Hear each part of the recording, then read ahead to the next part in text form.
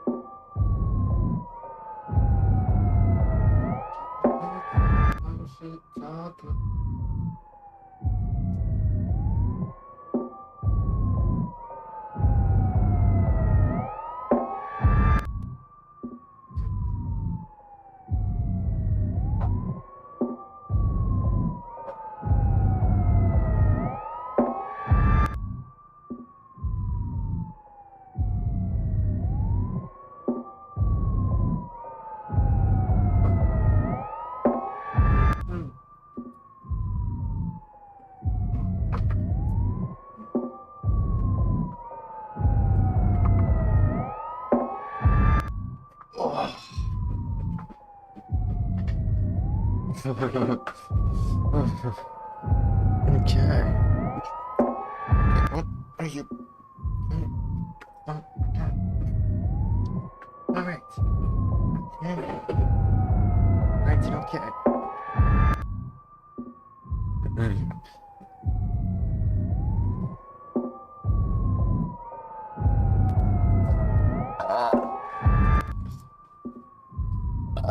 Oops.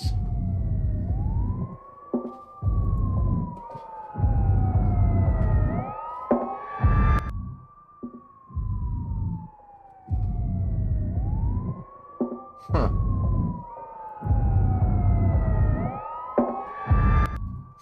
There we go. This.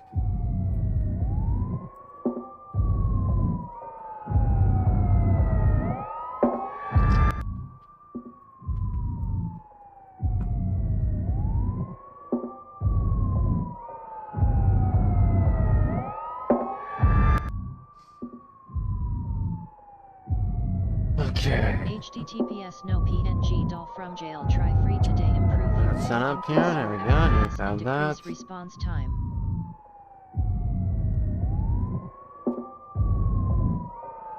And that. Okay.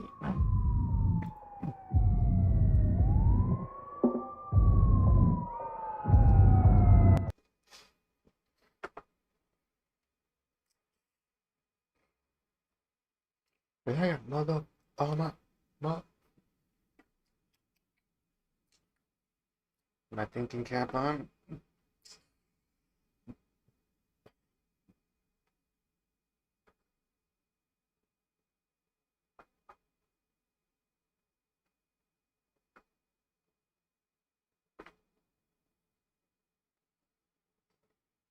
Beep boop Neuralink engaged. Okay. Kick some butt, Chad. No time goes. Some people outside on Saturday nights. Not here, not in Canada. That's just called. Oh shit, it woke me up. Oh shit, you got a viewer. Holy shit, dude. Holy. Nice, dude. We got a viewer, second viewer. Loading completed. Damn, we got a second viewer. Damn. Holy. Damn, man. Thought you died, dude. I got hit by a train or something, man. Jeez, good to see you alive, dog. Shit. Let's see. 3. Let's see, still around, kicking around. And I need to open up Not my moving to Florida by the 7th. Lucky. Lucky.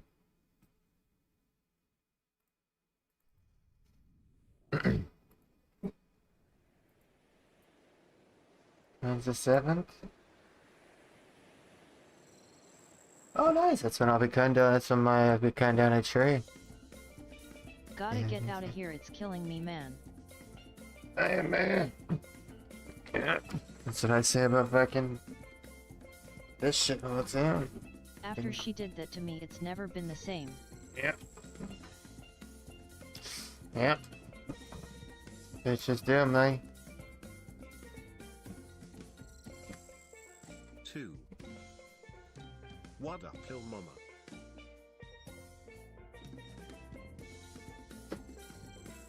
Oh, you got that right, brother. Gotta do my tree run.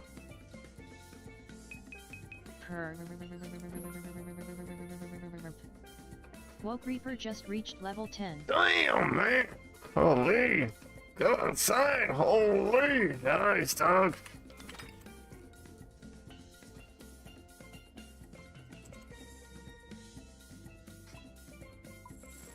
Let's go.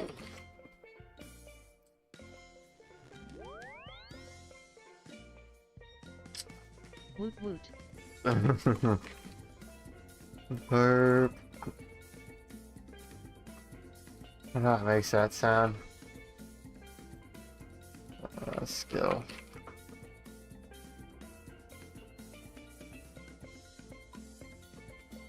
Nice dog. Wish I could go down to Florida, dude. Fuck, that'd be awesome.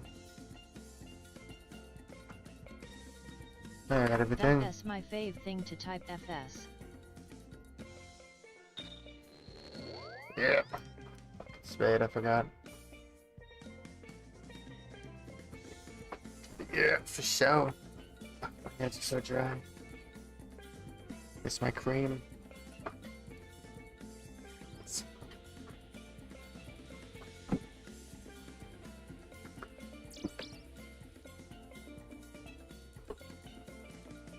Okay.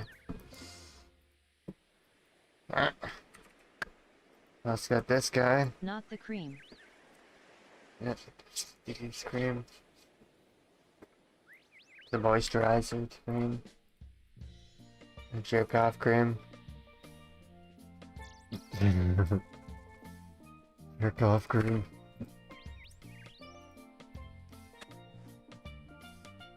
Man's moist. Uh-huh. Yeah, gotta do my skin's dry. Too black, my ew, Dragon Metal shits, only 765. Oh, like, it's like the shadow, you see the shadow crash? It's like 860 mil now. Oh yeah, man, me getting one was it falling. As soon as I got one, everyone else should have sold theirs.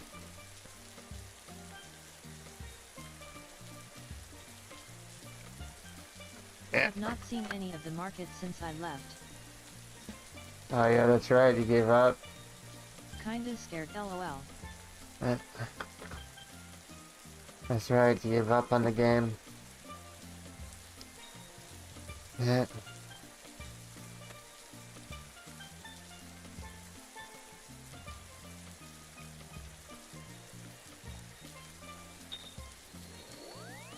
Didn't give up, I literally have no power RN. Oh shit, dog. Fuck, it's gonna be me soon, dude. It's gonna be me soon, dude. Fuck.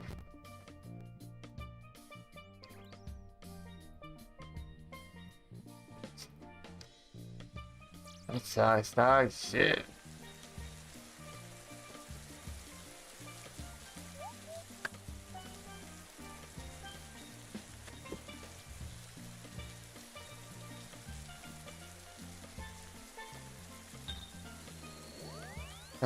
It's gonna be me very soon. I don't know why the fucking 3D weather's so fucking loud all of a sudden.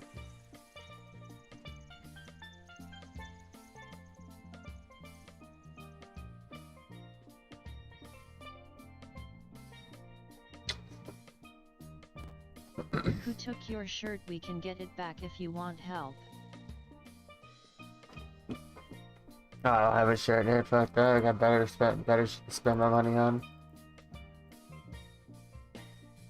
Corn fly. Wow. I don't need a shirt, dude. I'm built. Need to just get better about committing to my playtime and sending raids.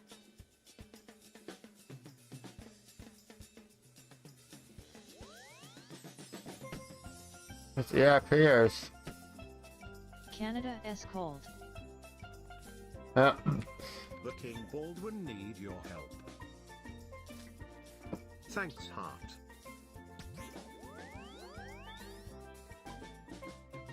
It's papaya heaven today. Yup. Yep. Yeah, I know, dog. I have my Every day is papaya heat cranked up. You freak. I'm from the Caribbean, and I like it really hot. Heck yeah. I like my women hot and spicy, I baby. am a papaya freak. Don't you know Dale's built like a ox, he goes to get his milk naked. Big deal. Read that one? You're a cooking freak. Fool.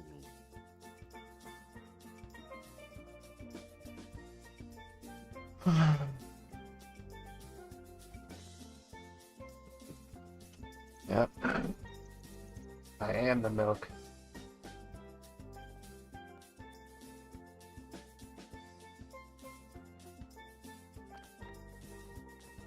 Airdropper.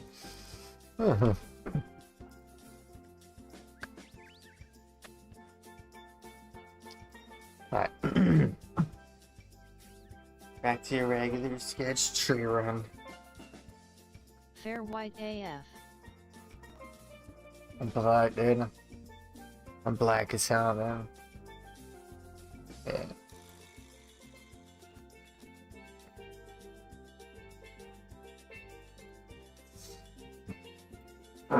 Oh, sorry, that was a chair.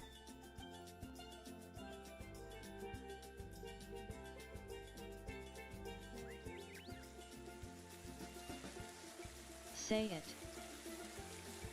I'm black as fuck. Well, good luck. I am a pop-off. Gotta save my phone battery. Just wanted to come say hi to my favorite streamer. Oh, yeah, thanks, dog. Appreciate it, dude. You gotta get a battery pack or something. Yeah, get a little battery pack thing, dude. Oh, yeah, good luck, dog. I'm a legend. About time, dude. It's been 11 dark, long, cold motherfucking years. I finally got a motherfucking viewer. It's been 11 dark, cold motherfucking years. Oh shit, can't afford chandeliers. Right? Alright, did I get this guy the thing? Yeah, we did. Alright, You'll never forget getting that mask with you. Good luck, brother. Godspeed. what mask? Oh yeah, the Missouri mask, yeah. Yeah. Godspeed. Godspeed, my fellow fucking Reaper. Godspeed. Yeah. The misery mask. The misery mask. Oui, on a three.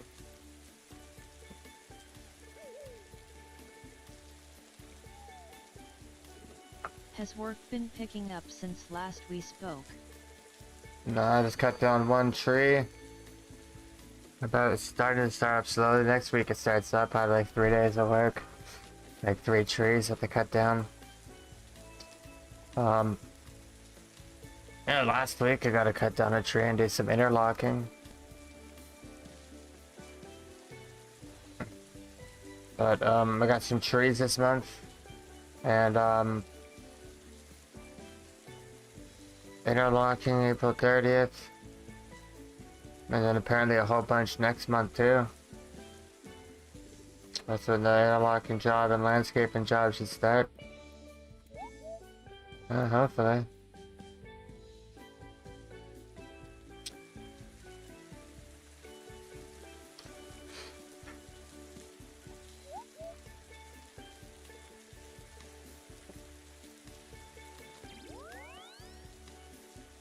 Yeah. Slowly, man. Gotta be very fucking careful this year. I still work a lot of fucking hours and fucking save up a lot. Hope it all pans out. Yeah. Me too, man. Me too, because I should be homeless right now. For the 4th time. 4th time homeless. I should be. I'm gonna do my herb run.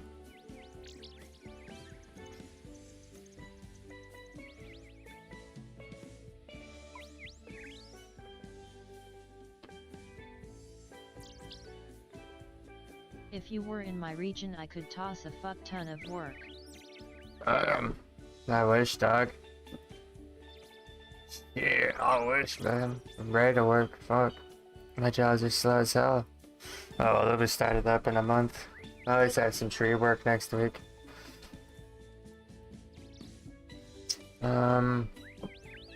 This tab.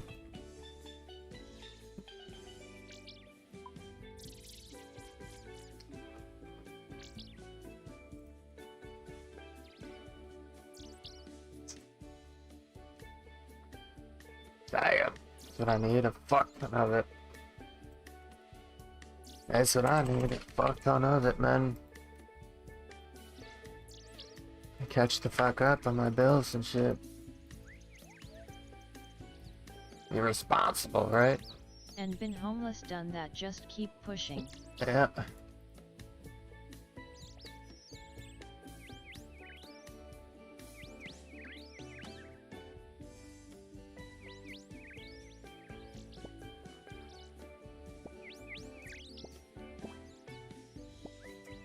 Oh yeah, super harvest.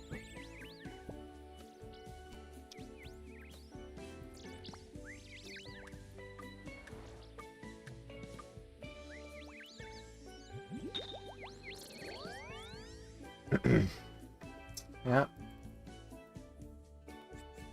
Sell lots of money for this fucking city. Tomorrow's not cheap, man. Not cheap. Cheap, man.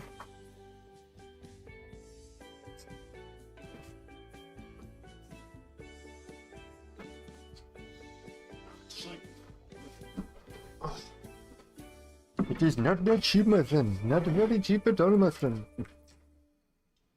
Yeah, just don't give up. Don't fucking do fentanyl and die, right?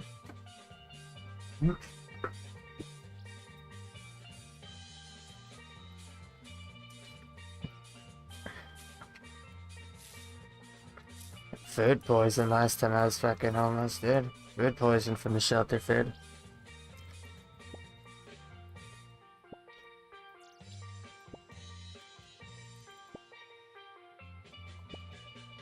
Nah, do vent in live.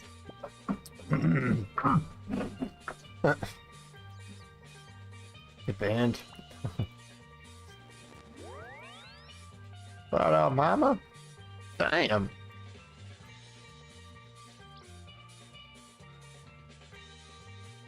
What up, Lil Mama?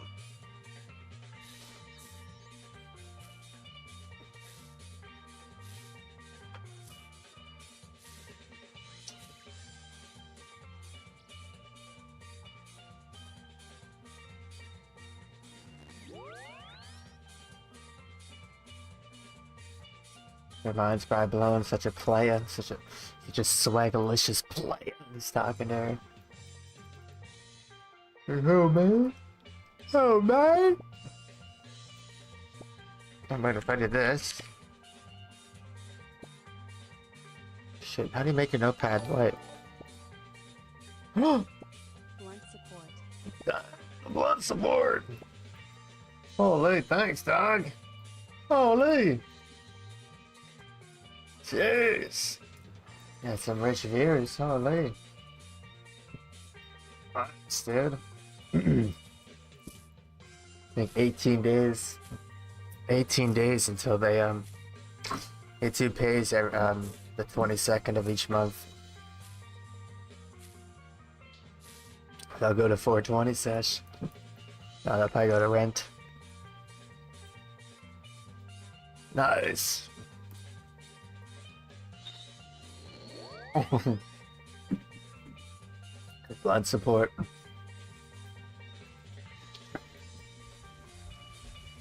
Probably.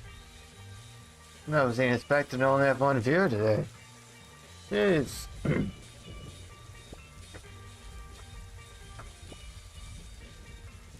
Probably. Shit.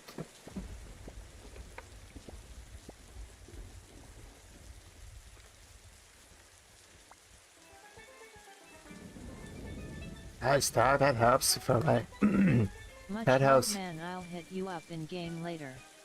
Yeah, that helps, dude. Thanks, man. Before my job start up, that's great, dude. Sweet. Cornfla just reached level 1. Have a GN. You too, dog. You too, doggy.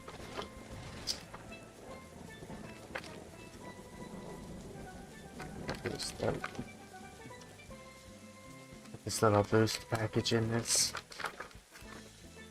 Let's put it dog. Yeah.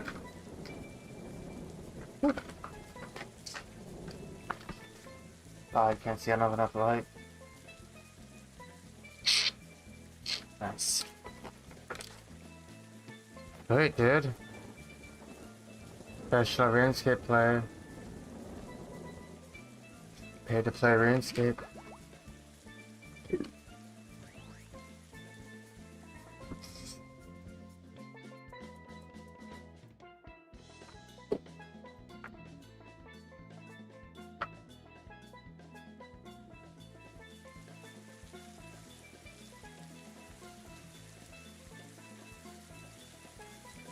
Oh, that other thing.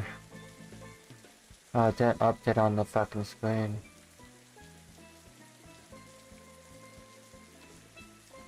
There you go. Oh, USD? Holy shit. That's a lot more in Canada. Damn!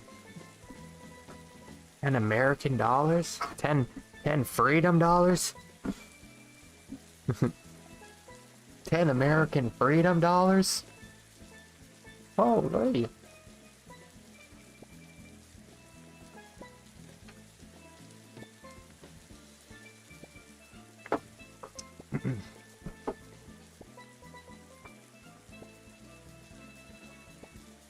Blood support, it says.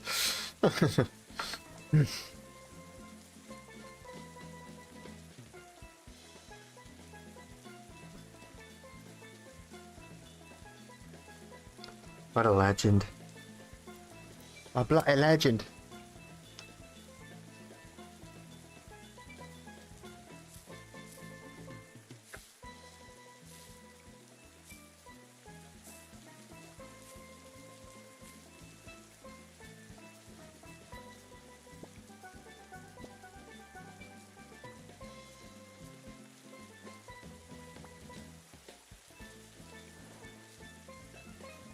Okay.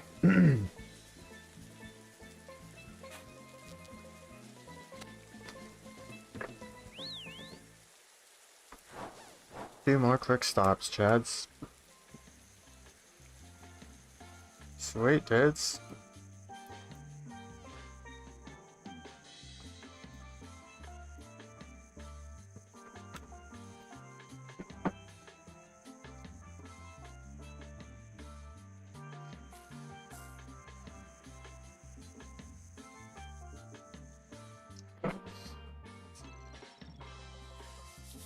Buddy.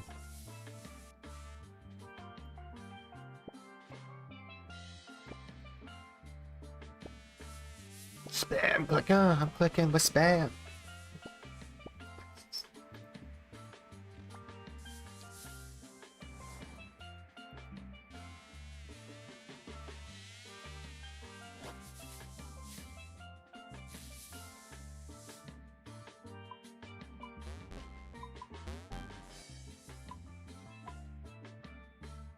Kitty fire him.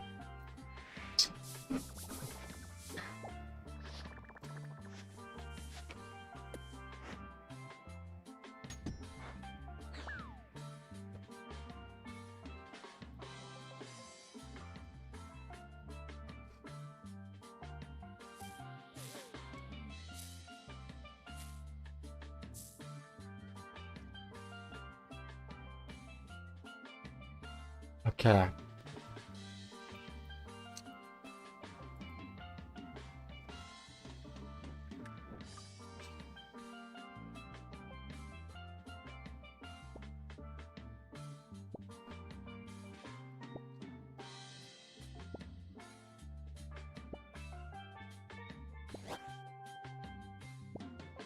My lord.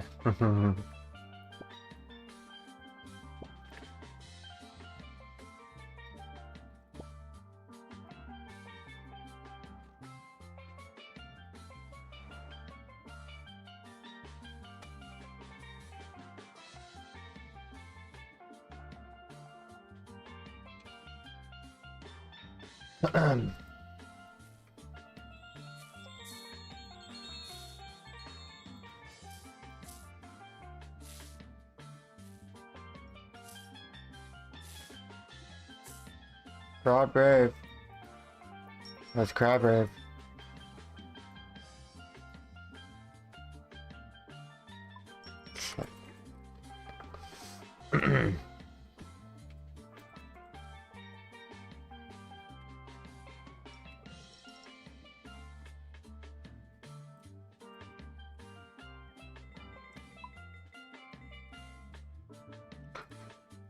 Oof.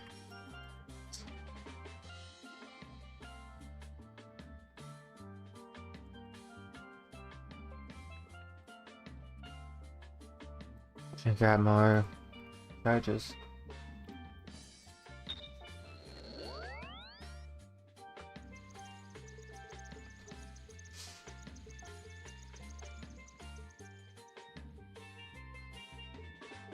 Poop.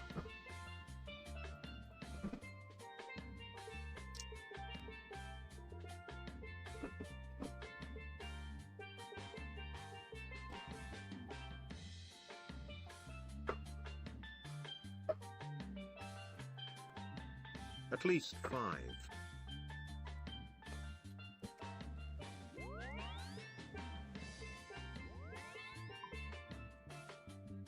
That would be sick.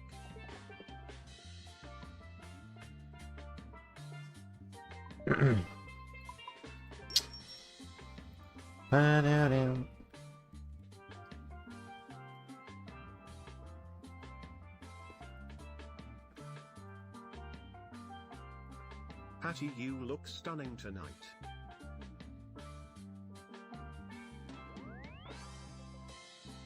Thank you.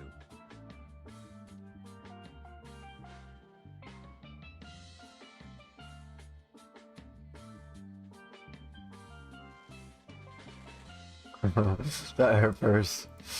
The ERPs.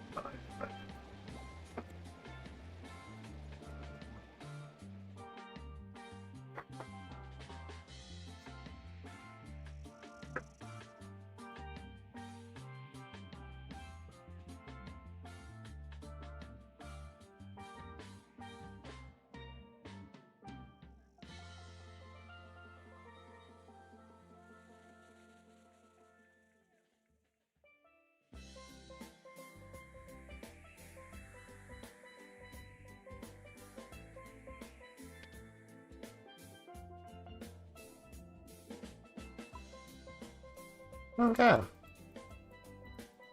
I got my pile of crap out.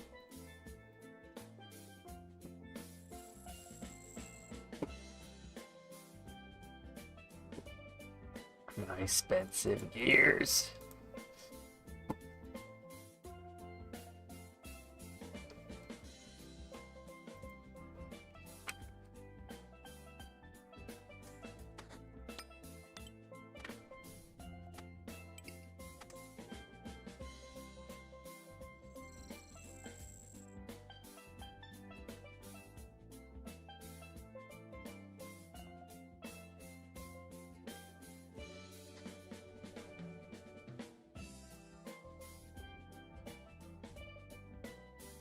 Ahoy, fellow virgins.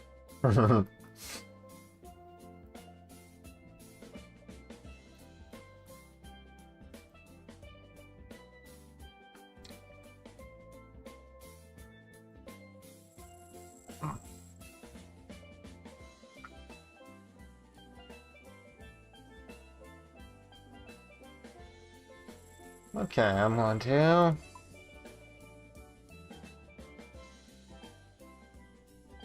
Oh, love it.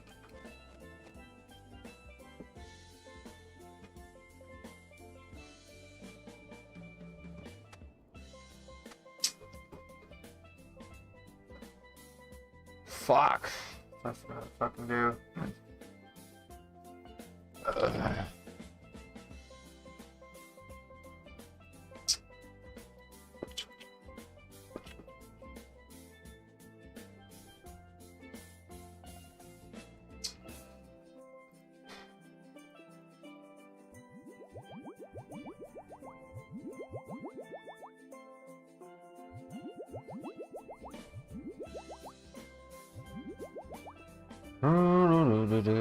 Yeah.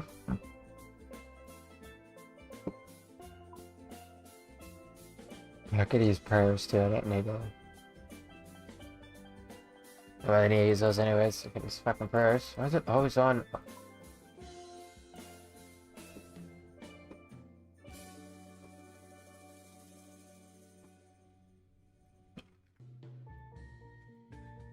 Come on, pretty mama. Come on, pretty mama.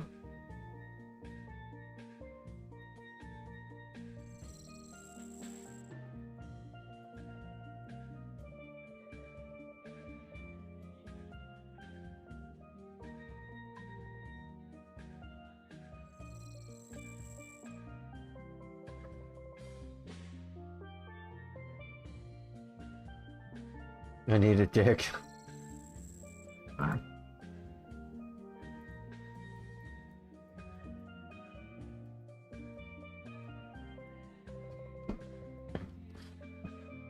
Forget Rex on, come on, pretty mama. I need this JP so I can get myself a RUNESCAPE girlfriend. That will love me to the very end. And my GP stacked up like hits. Oh, she will love me for my GP and not my personality.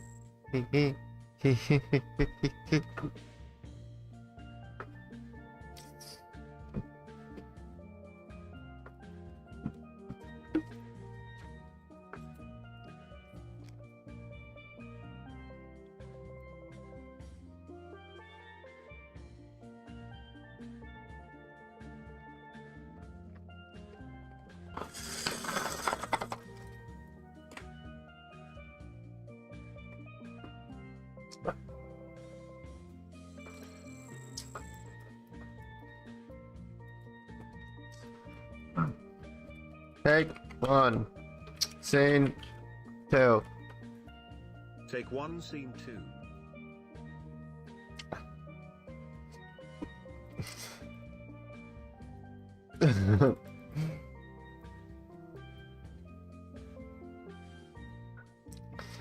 But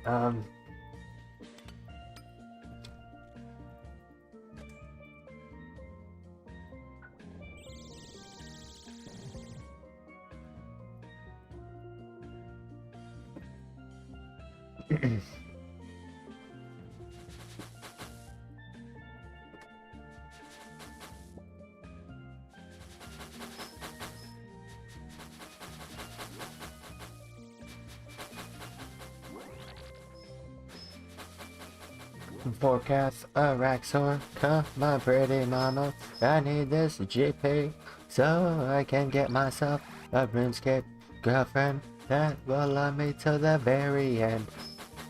And my GP stacked up like hits. Oh, she will love me for my GP and not my personality.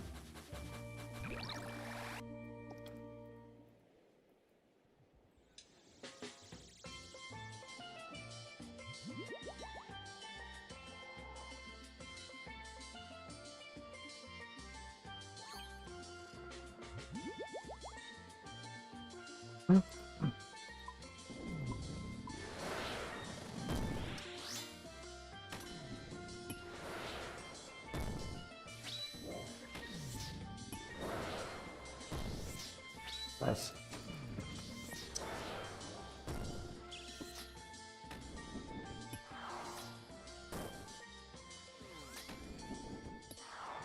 Big Croco.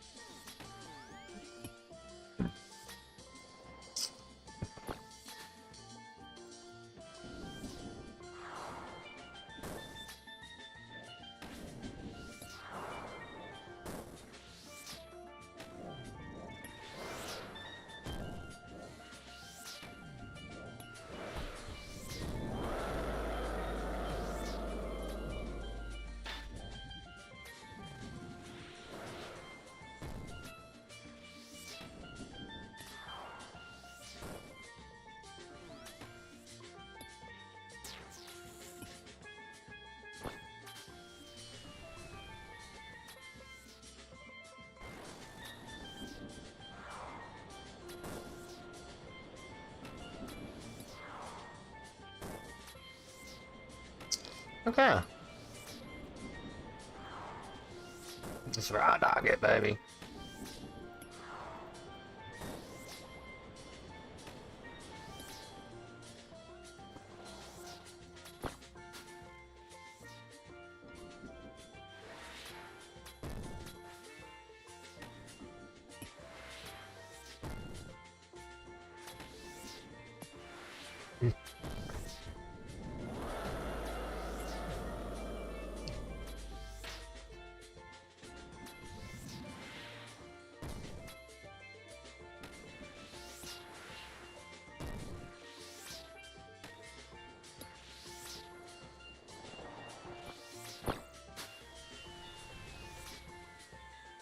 Yeah.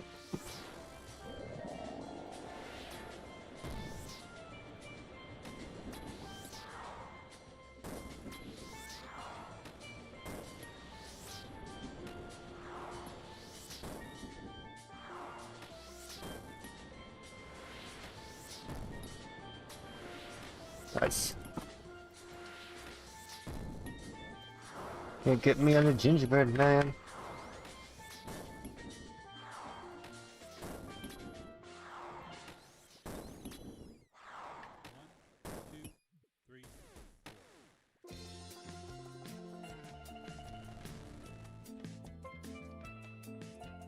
Okay. Nice.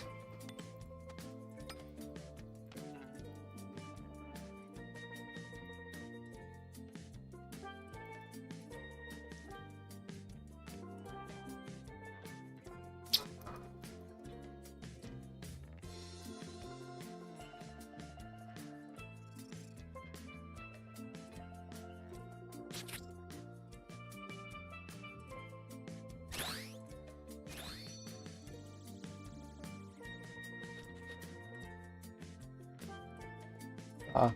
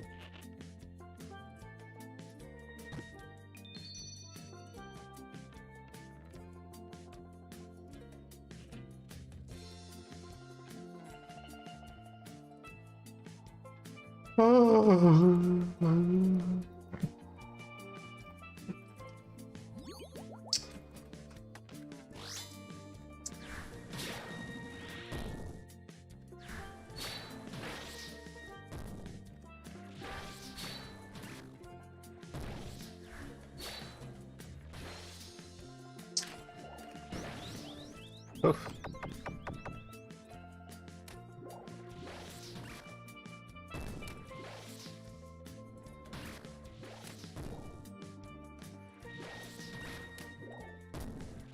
Please like the video, dogs.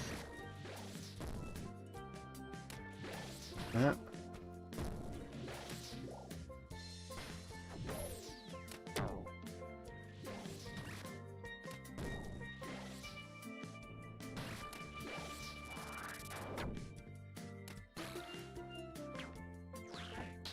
Oh.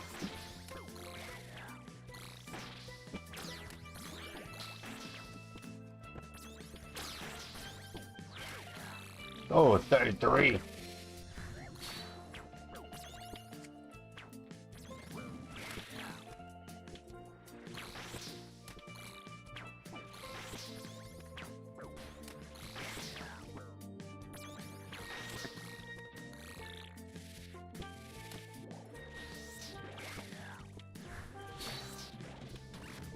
One more.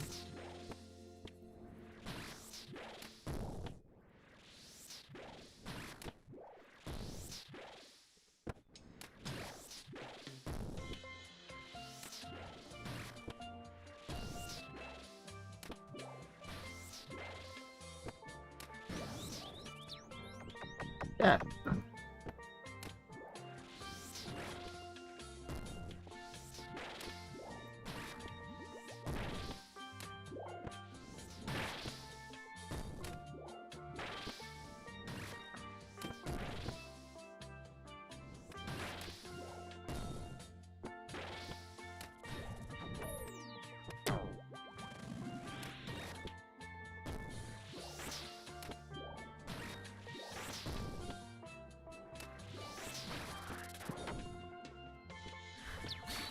Enough. Big hits.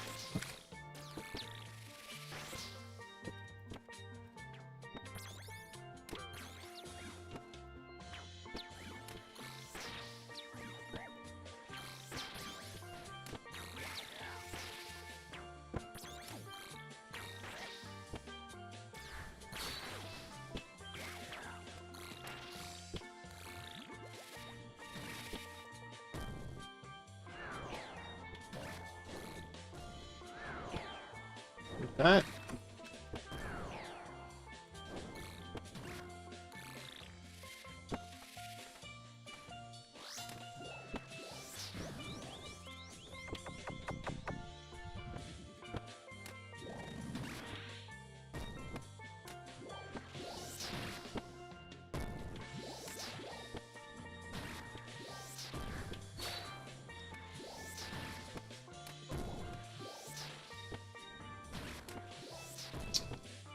Okay.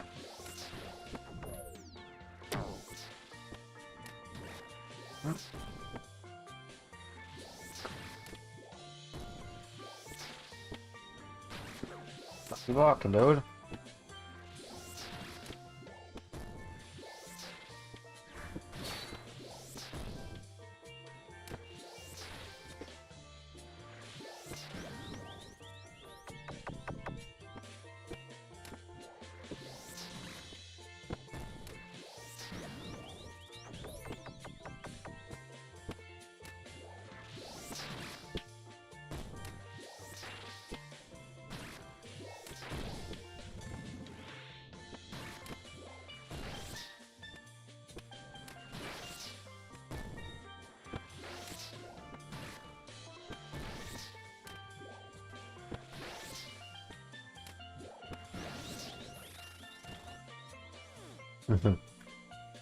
Sweet.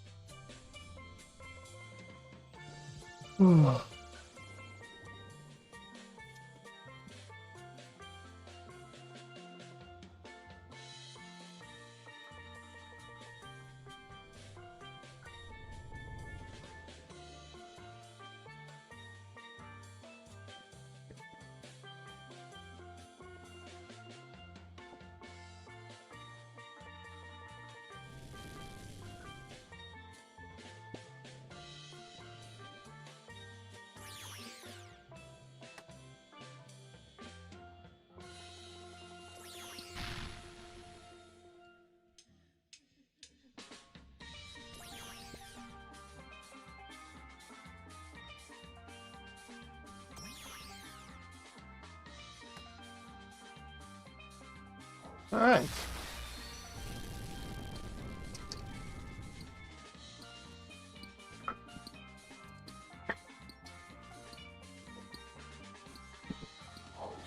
All right, Tay. Shit rope. Yeah, shit rope.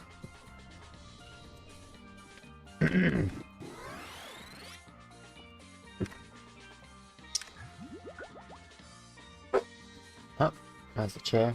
Clearly.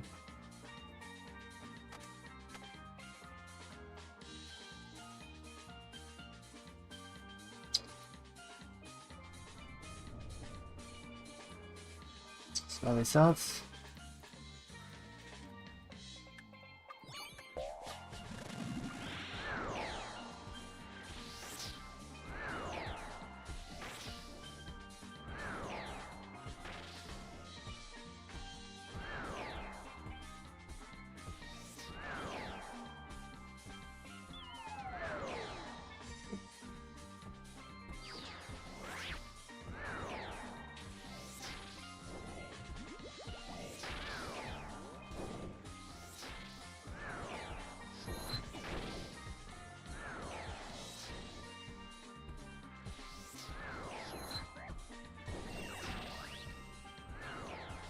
Mm-hmm.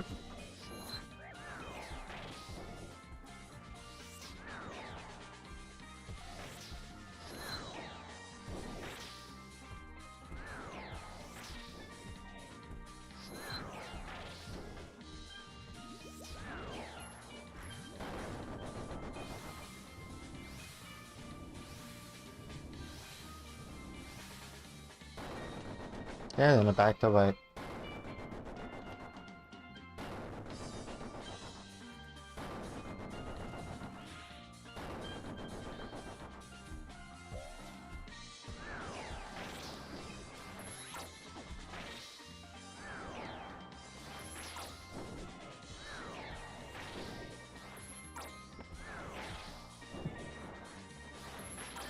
Okay.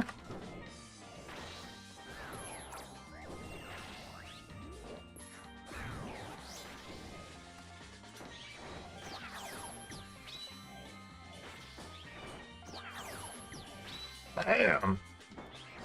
That's what ain't here to die, chats.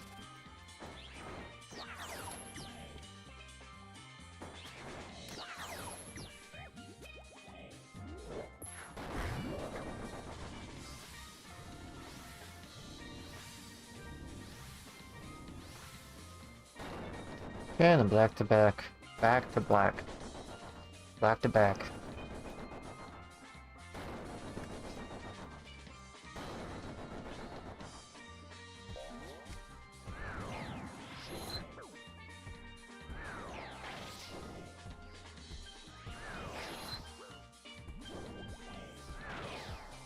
Hmm.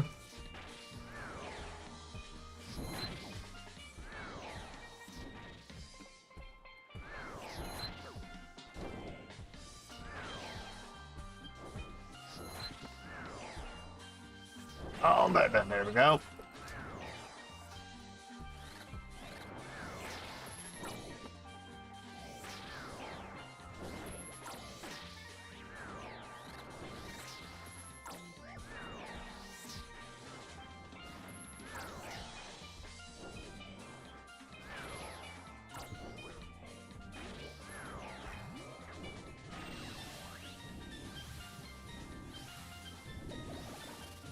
That is back and forth into yellow. Lazy.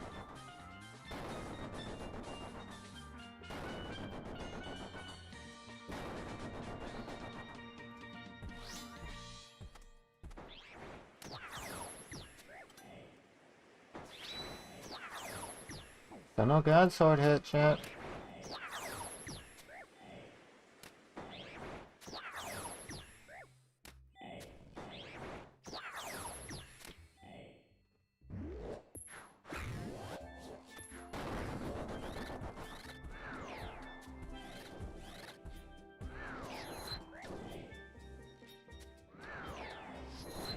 Oops.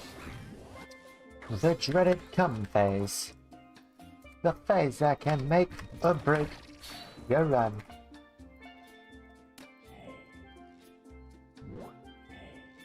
Ah. Whew.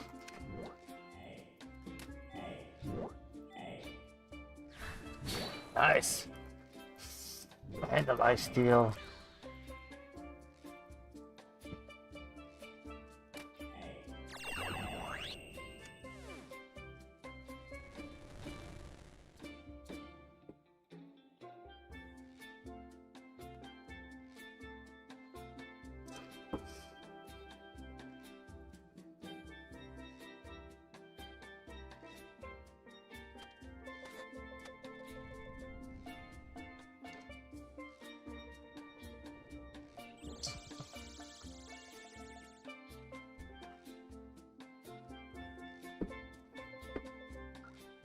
Yeah.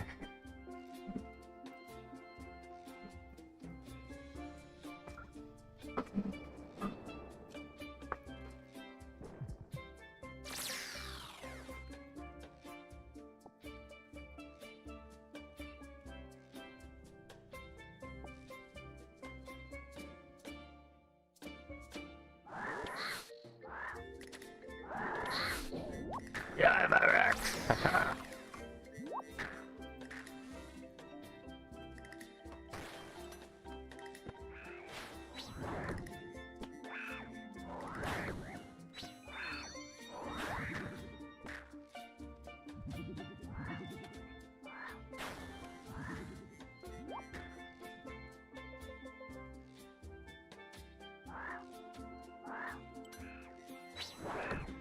Oof.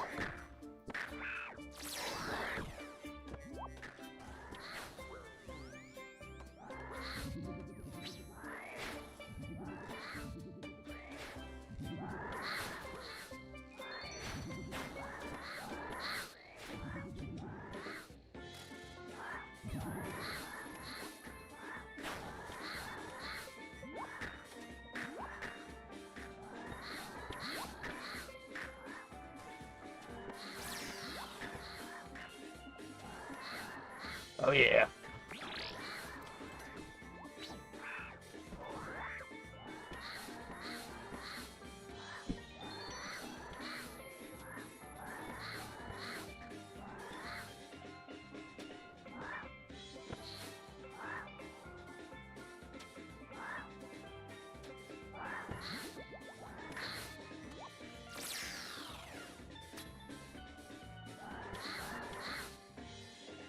Okay.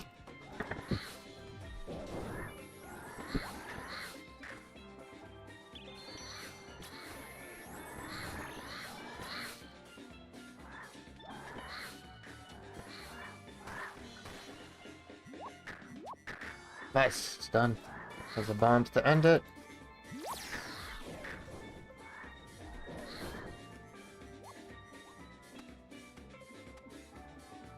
Yeah.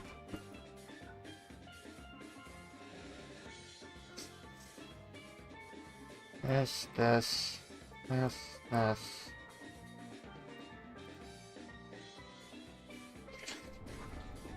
Actually selling. How'd that fall? What the fuck? Glitchy ass shit, man. Hold on. Good. Oh well. Does it take away my fucking restarts?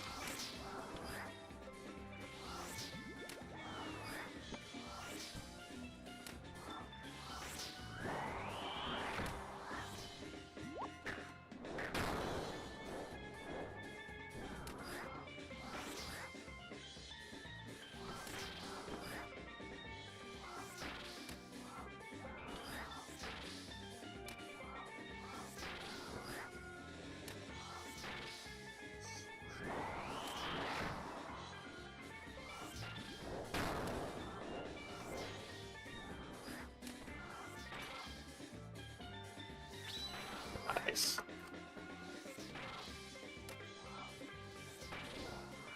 Ugh.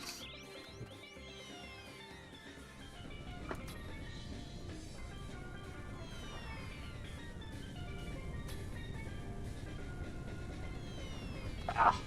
Oh, I made it.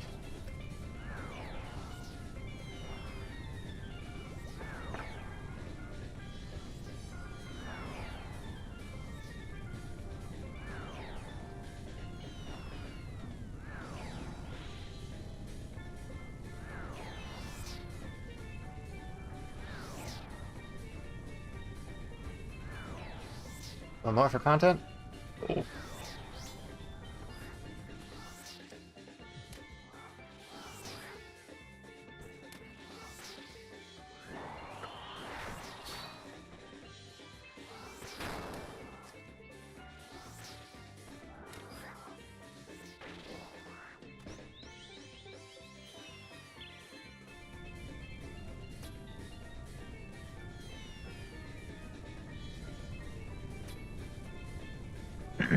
Nope. Yep.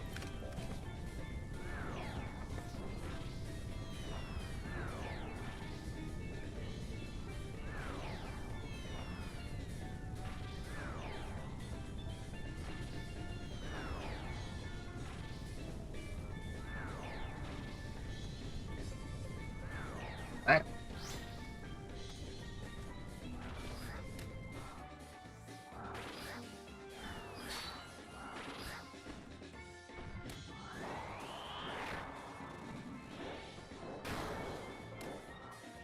Oh.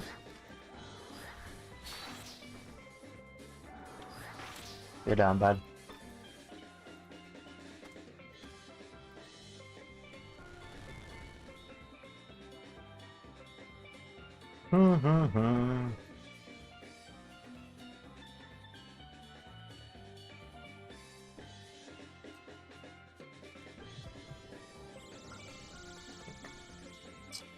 Alright. No pipe. Okay, I can go back. Grab Liffy.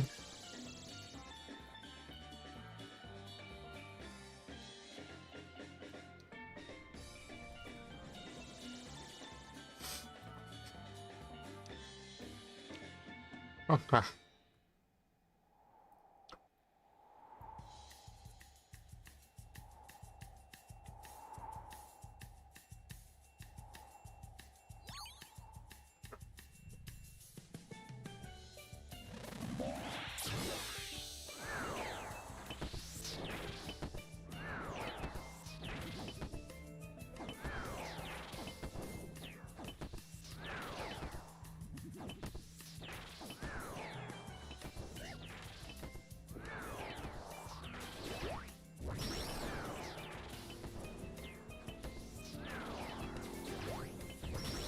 Okay, big hits, come on.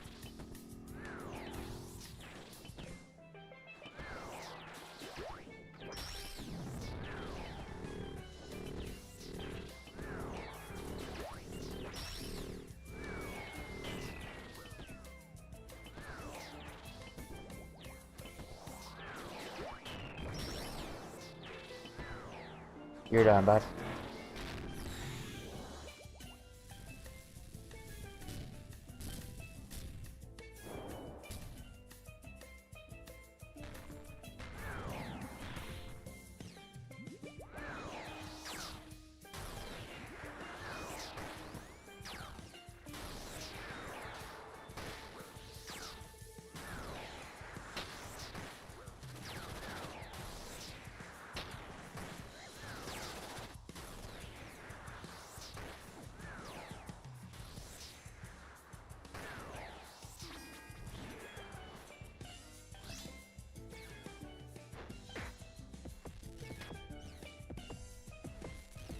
Yeah.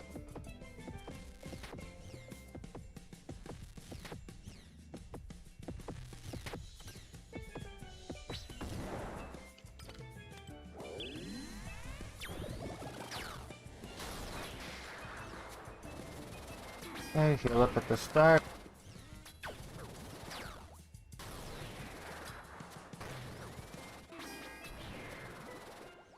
Oof.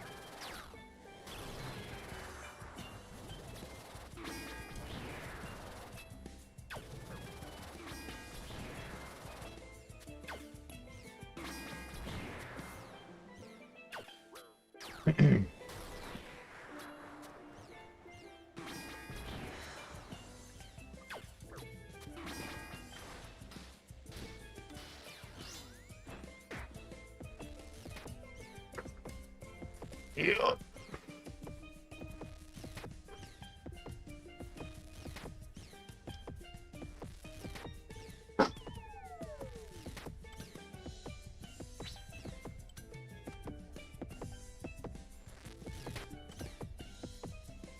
Yes.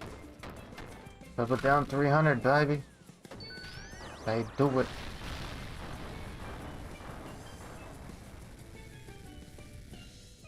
Fuck.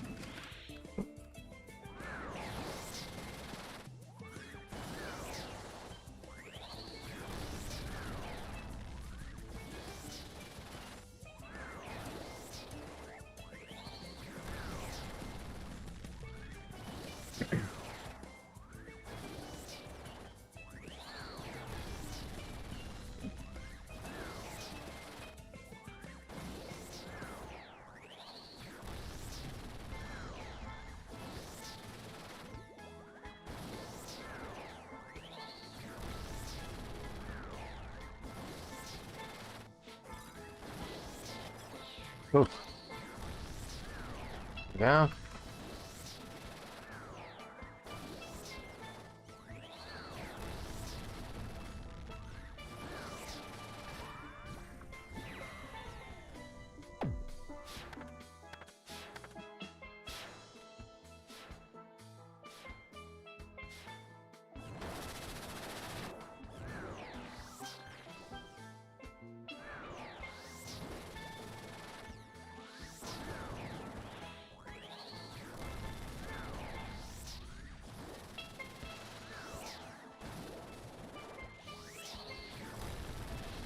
Dang, I got back.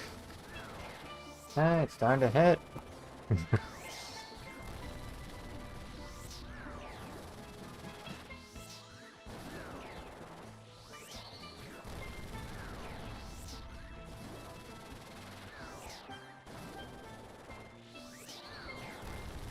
Hmm.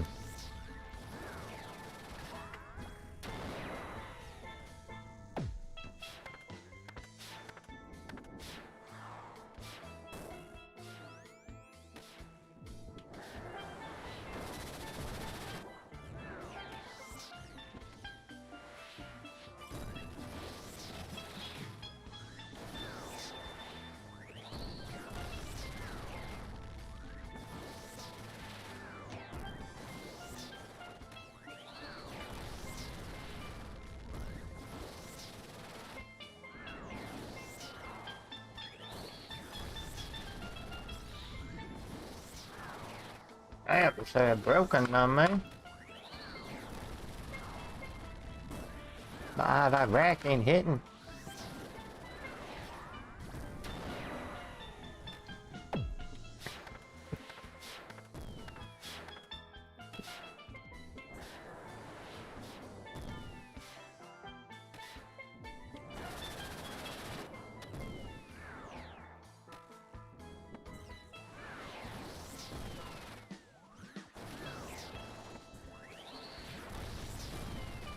Hmm.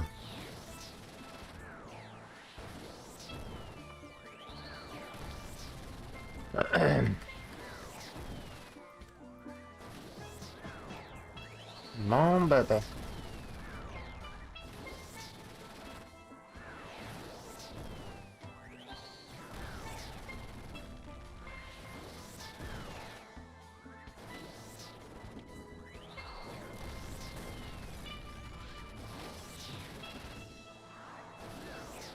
Oh, 20% the last one, baby. Hit. Hit. Okay, go again. I'm gonna go fucking hit.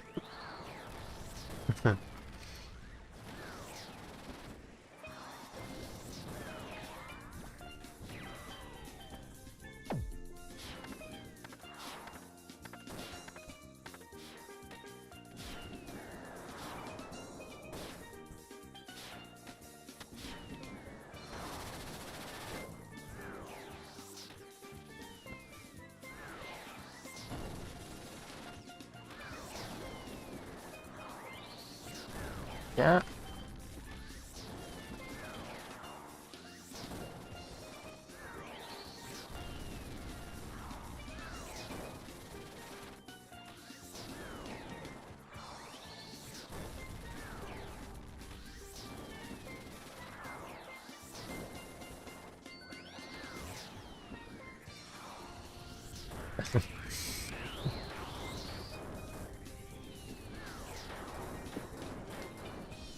Okay. Keep moving around so we can attack. Keep praying right. Got this guy throws.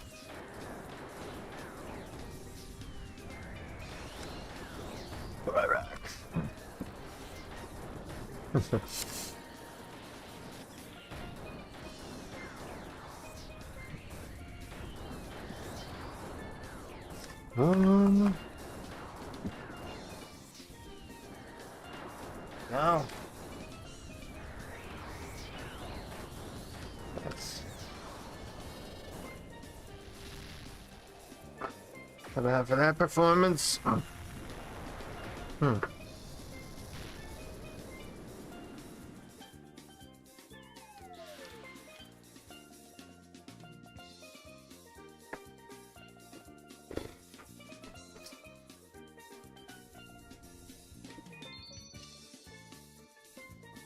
Wow, 350K.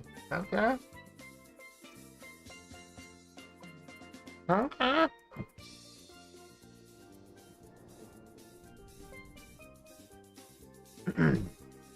Take myself a little.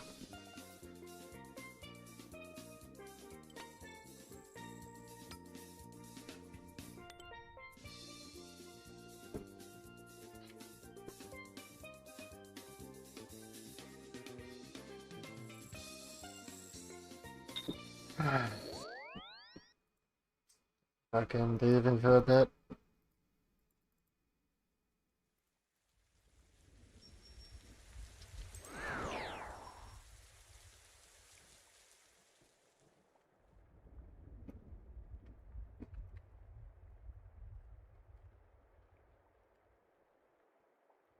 Right, that's it as a permit. That's it. Alright,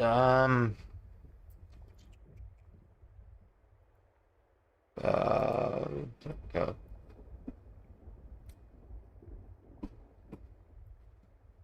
I'm gonna watch the How Cash.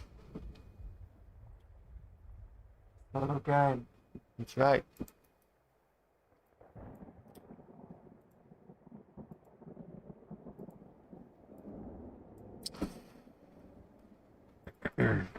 Just give me a second here. Okay.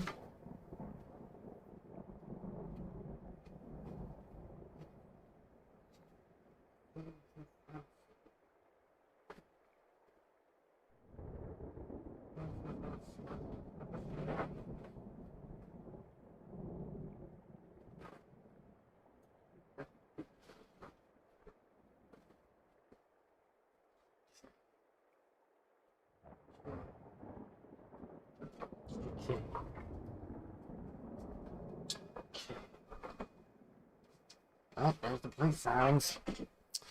Why the bars are not open yet, man? What the fuck? What in the hell is going on, brother? What in the hell?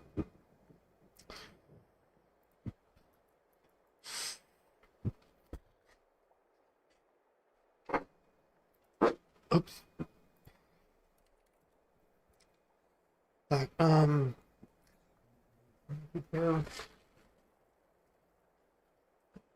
growing man, growing man. Man, I'm a grown man. RUNESCAPE podcast. Let's see what these guys are going on. The Jimmy. You know the Jimmy? Open up. 7-man needs a fucking knife. Shit. Ugh.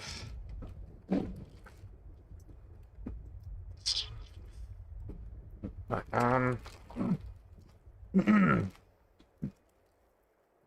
look up. Okay.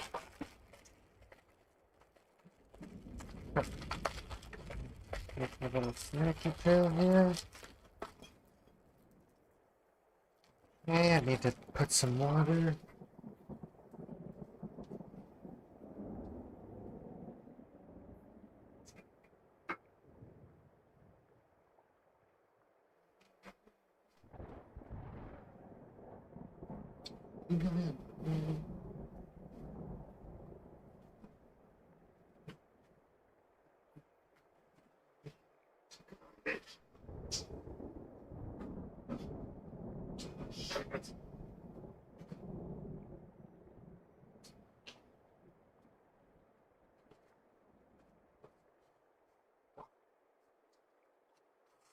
Okay. Oh, there's some lightning.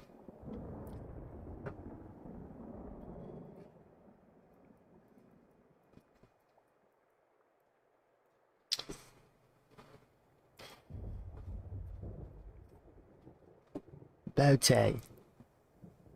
So you mentioned you're kind of wanting to meet a JMod as a kid when you're playing RuneScape. I would love a world for PKing where every player model has the same block mechanics as the big gorillas on Ape Atoll. I've seen on Reddit that people think like you kind of hate RuneScape. They think I'm miserable being at Jagex HQ right now because I hate the game so much. Holding that first gnome and seeing you behind me, looking at me like a disappointed dad or something. The black hair, the fuck? Hello everyone and welcome to the official Old School RuneScape podcast, where we get to chat shit with JMods and creators alike. I'm Mod Aiza. And I'm Mod Sween, and this is our chance to get to know the person behind the crown, hear their stories and hear their experiences. Unless they're not a JMod, and in that case we'll find out more from behind the screen, I guess. And today's guest is a very special person. Fucking awkward, dude. Very special person. Special dude.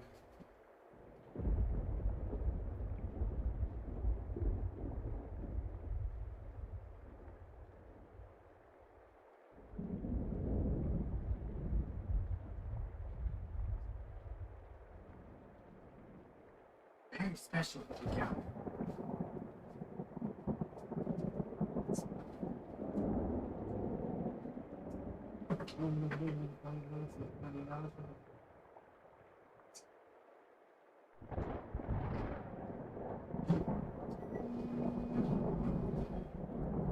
Just made my first $1,000,000 from a bad bitch.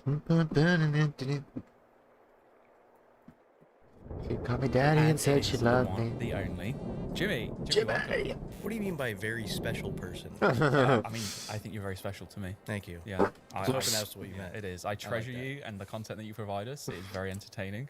Thank you. Thank you for throwing me off at the very start. I appreciate that. Making sure you're on your toes, ready to do this. Special asterisk. Yeah, Yeah, yeah, all right, cool. Yeah, no, I'm the type of guy that will typically. Bloody if I'm body intending behind to do him? that,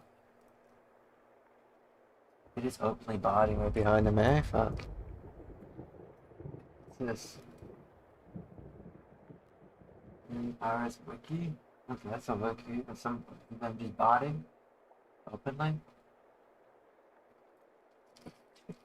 and Tween has called me out on it on many occasions. I do the whoa. So if I was, you're a very special guy, Yeah. then that would have been maybe something. Yeah. Yeah. You gotta put. Yeah, You gotta it's like, say, but those are the fucking. Those are the type of guys that always at their fucking phones out all the time. Unless it's their fucking notes for the fucking podcast. Fucking hate people like that. Their phone never leaves their fucking sites. They're like locked in on it. It's like, fuck, if it vibrates or if screen flashes. Doesn't matter what the fuck you're saying. They're not listening. They're fucking focusing on that phone.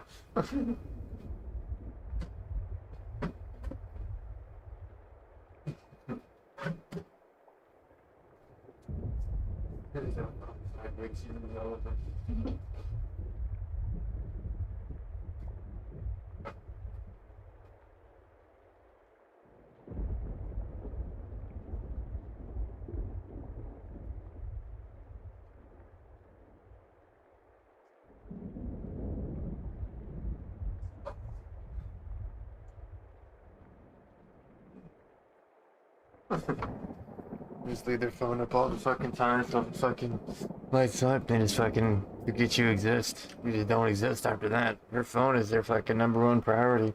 As soon as that phone fucking lights up, one of these phones fucking light up, these guys are gonna forget they're in a fucking podcast and Jimmy's right in front of them. So if I was, you're a very special guy, Yeah. then that would have been maybe something. yeah. You gotta put. You gotta say /s or something after Oh, that. So yeah, I yeah, don't pick up /s. on sarcasm. So Yeah. I don't, yeah. Okay. Be fair. careful with me. Noted. Thank you. How are you doing outside of not picking up on sarcasm? I'm good. I'm in a different country right now, so feels nice. Feels nice to get away. So to be you're here here. for the creator trip. How's it been so far? It's awesome. This is my first time to Jagex headquarters. This is the third time to UK, I think. The UK? and it doesn't feel real that I'm here. I think yesterday, or I guess 2 days ago, when Mod North was given his speech, kind of like welcoming everybody. That's when it actually hit me that I was like I was at Jagex, which is a Yeah, this was bizarre all feeling. shot back in the fucking. Considering been 25th playing the game anniversary. for so long, like as a kid growing up, and it was almost like a dream to like To I see hope I this can just lovely- talk to a J-mod in game one day. I hope I get to see that crown or something. Like that was like something I aspired to experience, and now I'm like sitting in the headquarters listening to an emotional speech from the CEO and like looking around. I'm like, this is insane. Like this is the unbelievable So experience. it's met Like, expectations. Did it? oh yeah, Yeah. yeah. I guess Okay. I didn't know what to expect. I Sure. didn't like, understand what I was about to walk into. So, Mhm. man, it's been awesome. This is so cool. So you mentioned you're kind of wanting to meet a J-mod as a kid when you're playing RuneScape. I typically start a podcast by asking, how did you find RuneScape? Do you remember like who told you about it? What you were doing in game for that first week or whatever? Yeah. So I grew up. My mom was a elementary school teacher, and I was going to her elementary school that she taught at, and another teacher's kid. Since we had to get there like an hour early before school every day, we would go on the computer, and it was before RuneScape got blocked at our school. Oh, nice. And he would go on that, you know, Those was always the blocked. Moparscape browser, you know, the browser, Java Yeah. browser, whatever. And Yeah. he'd start playing it, and I just didn't really know what was going on, and I didn't think much of it. And then one day he invited me to his house, and his two brothers were also playing at the same time. So there's 3 of them playing on computers. Awesome. And I was like, this is the coolest thing I've ever seen. Like knights, medieval knights. Like, this is awesome. Their armor, they're wearing like mithril armor and stuff like that. I was like, I need to go play this game like right now. Like, and they're like, you do need to. And funny enough, that one of the brothers' name was Gary, which it is actually a coincidence because I forgot about it until like a year after the first, you know, Gary stuff. But yeah, the first person that ever showed me RuneScape, truly like trying to show me what it was named Gary. And ever since then, I was in 3rd grade, I think. So it's been a while. It's been quite a few years since 3rd grade, but it was over after that. It never took longer than like an 8-month break, and just I started making videos about it like before I knew how to make a video.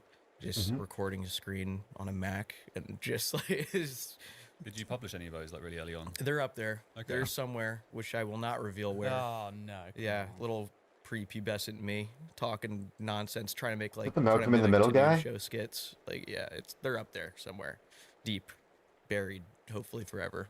But yeah, Nice. They're That's there. great. Well, you mentioned Tanu show there. Was there any other kind of like inspiration that you took from early on in the YouTube career?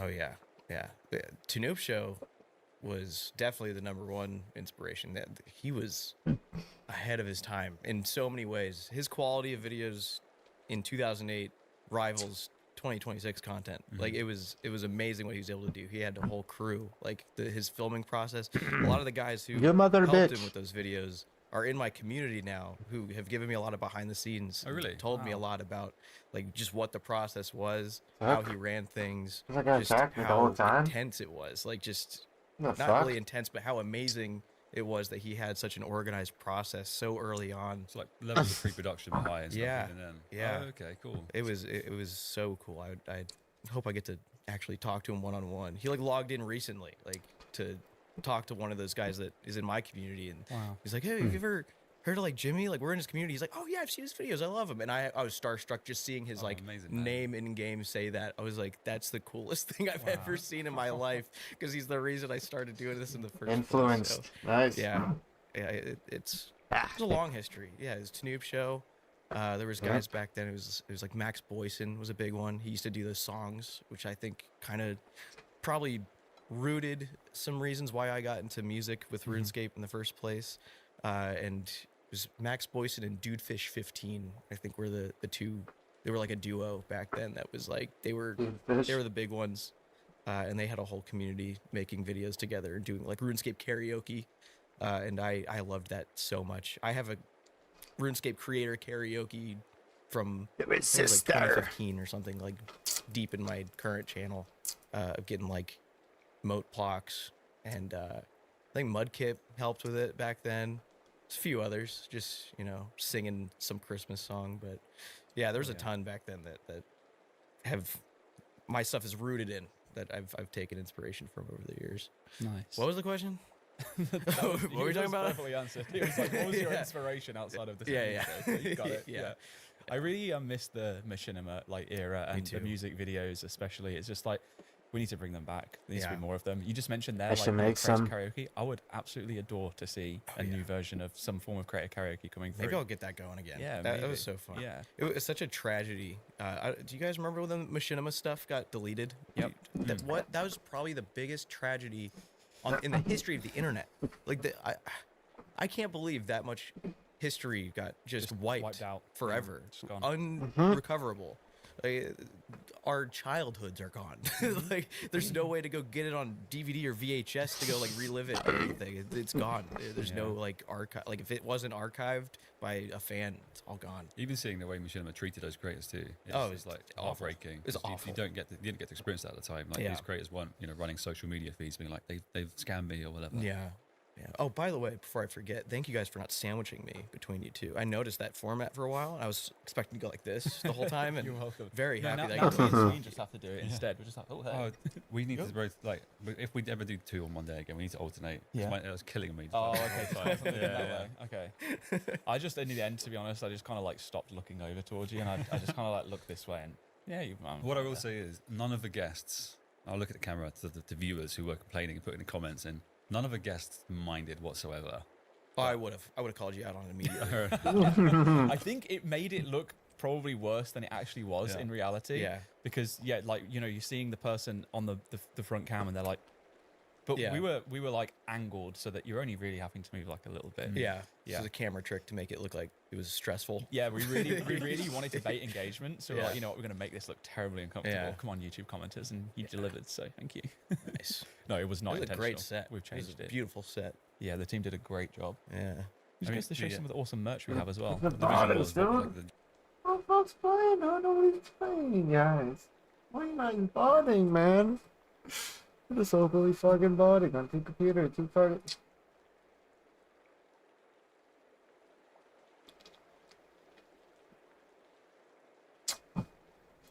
Okay, chat. the ultimate, I guess, spoiled rich super fans bedroom look like, doesn't it? Yeah. This is cool. I love how you went with spoiled and rich rather than just really fortunate and loving of the franchise. Spoiled, rich, Yeah. arrogant fans. I'm making a of brat stuff look room. just like this. You can't have nice things unless you're spoilt. Yeah. Okay, all right, back to the video stuff. So, Okay. you know, you were saying you've made some really early videos before you even understood what video making was about. Yeah. I'm sure there's been plenty of mistakes that have been along the way. Any kind of like standout moments for you that you look back on and like, what the freaking hell was I doing?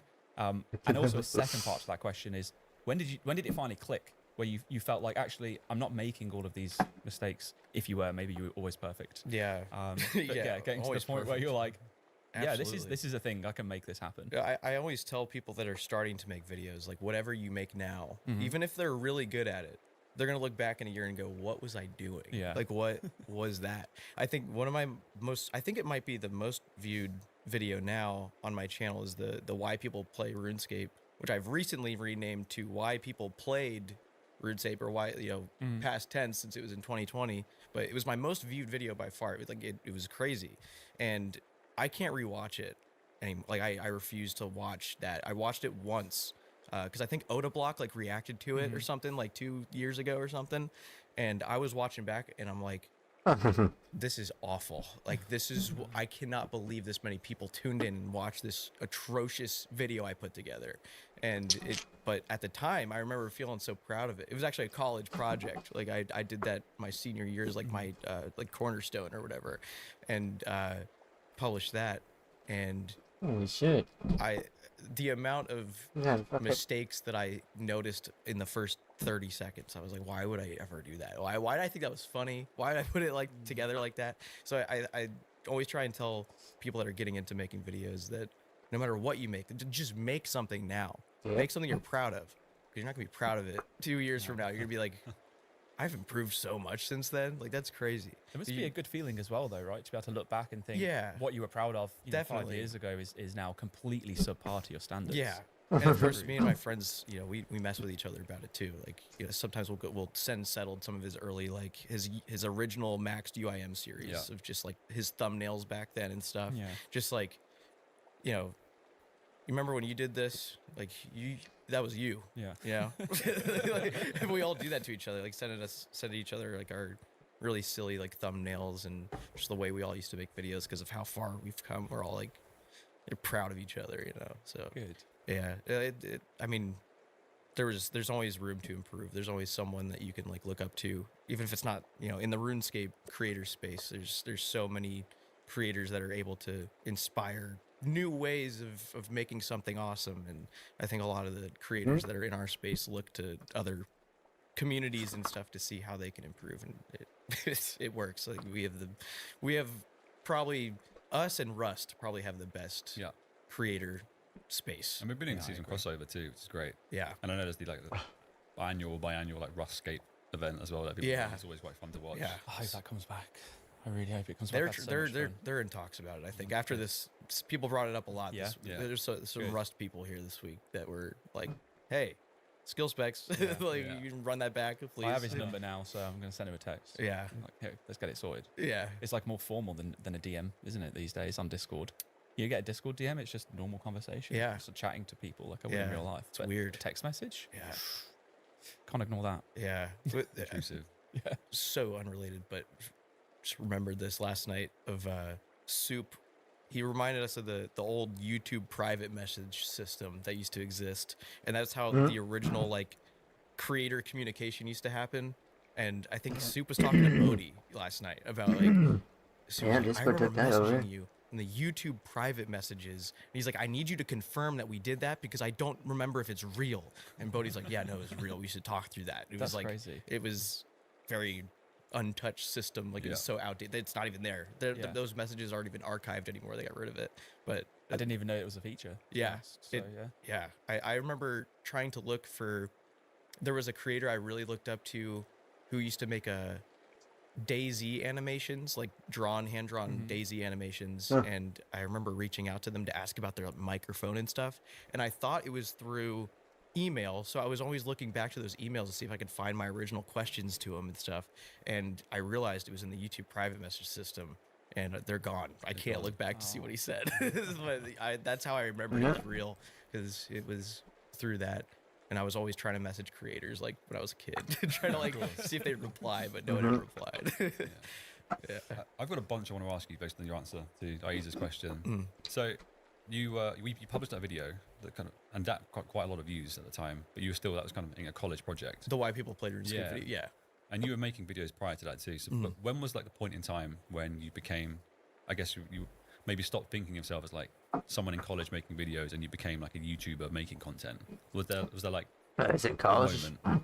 Making I think videos? so. Went to college for there was videos? a few moments that Dang. kind of led to it. The first being, before I started by release, I was heavily involved with my university's hockey club program, and I was the general manager / president of it, doing like all the managerial stuff of it. And I didn't see that. was Yeah, also I didn't going see to him as a school for coach or film, something. So it was like sports management. Or maybe not a coach, for, but my hobby almost, and then film for what I was hoping to do for a career. And while we were traveling to, I think, because we were in Kansas and we were going to like Colorado or something, and got hockey in Kansas. we were on our way there, and I had just published like the first or second episode of By Release and getting my first like thousands of subs from it, like this big jump. I think I was sitting at like 27,000 subs all through college until that moment.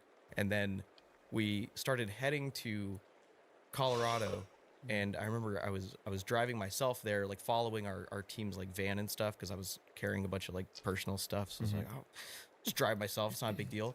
And I remember we were going through a town called Hays, Kansas. We were almost there, and I get the check engine light come on, like not in a fun way, like not in like a casual, oh yeah, you should see something wrong. It's like Not a blinking bl- red, like something's wrong. And I like call our coach in front of us. I'm like, dude, something's wrong with my car. Like something's going down. He's like, okay, let's stop in Hays, Kansas over here. We'll figure it out. I was like, okay. And the second I pull off the highway, my car breaks down and I start drifting down like the ramp, and I have to like ride the momentum. Luckily there's a gas station right off there. So I get stranded in this Hays, Kansas place, which I've never been to. It's in the middle of nowhere.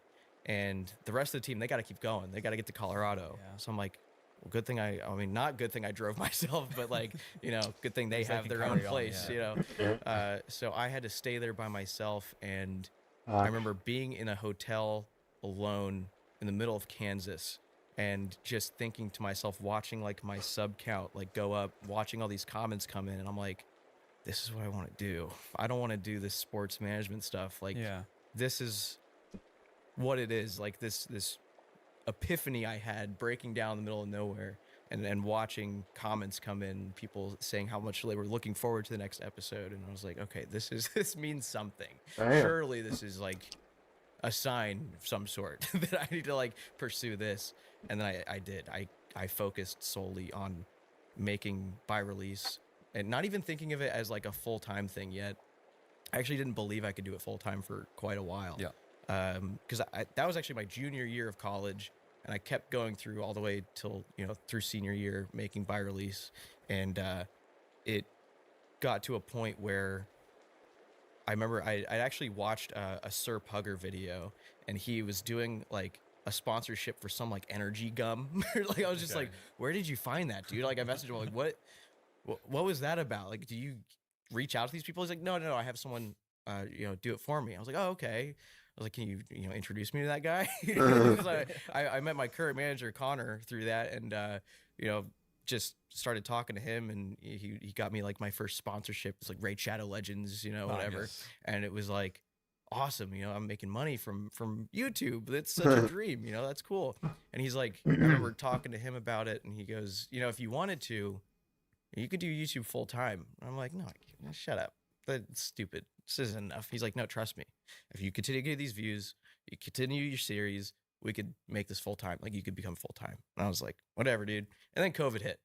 Oh I was yeah. like, let me come back to that conversation. Yeah. What were you talking about? What was that full time thing you mentioned? Ka-ching. And then sure enough, that's what we did. And it went up. It just kept going. And here we are. It's still going. I don't know how it's still going, but it is. We're here. Well, I think it's still going because you make great content, right? Thank you. That's very sweet of you. Yeah, it's true though. You do. I Yeah. don't think you have to be doing something right at least. Otherwise, I don't think you'd be seeing yourself grow. But you just don't believe it enough, clearly. I was really pleased to be able to give you the Golden Gnome Rune Fest, Oh, which was yeah. prior to you making videos that you're not even proud of now. Yeah. Then you won Golden Gnomes for those. So. Yeah, that was crazy. That was a crazy moment. I still think back to that picture of holding that first gnome and seeing you behind me, looking at me like a disappointed dad or something. No. Okay, look. That's just his normal face. This conversation came up yesterday, and I had so many people being like, "Swing, you're so hard to read. Do you like me?" I'm like, "Yes, I do." Yeah. Well, I think he always used to mess with me. He's like, well, no, I was sad because I couldn't give Settled his gnome. yeah. I wanted to give that guy the gnome, not you. Yeah, I get that, man. Whatever. Are there any videos you've published that you're very proud of? Very proud of, yeah.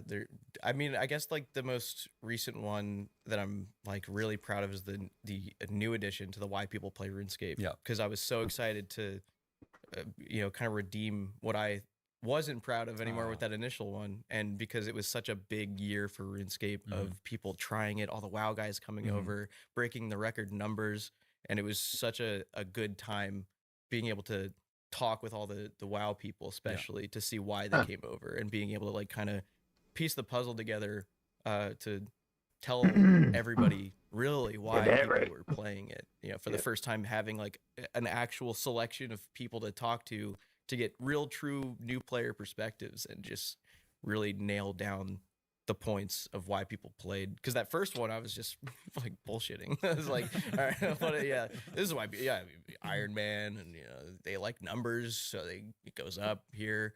It wasn't good. It wasn't a good, coherent thing. But I was actually able to put an organized chapter system together of why people have been playing, and making a cool little intro showing all the populated areas in the game that people are really always going to every day. Super populated, packed places, and it's such a different game from 5-6 years ago. So it was fun to kind of see what it's become, and really put together something. Oh my god, 2 hours? Fuck that, I'm not watching that, dude.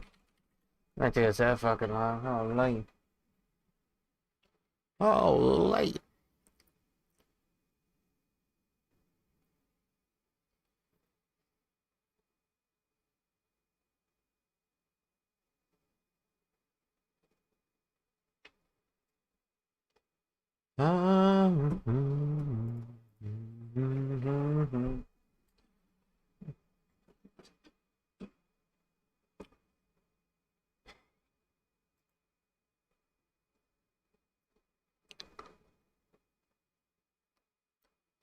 Final days. I don't think I watched this.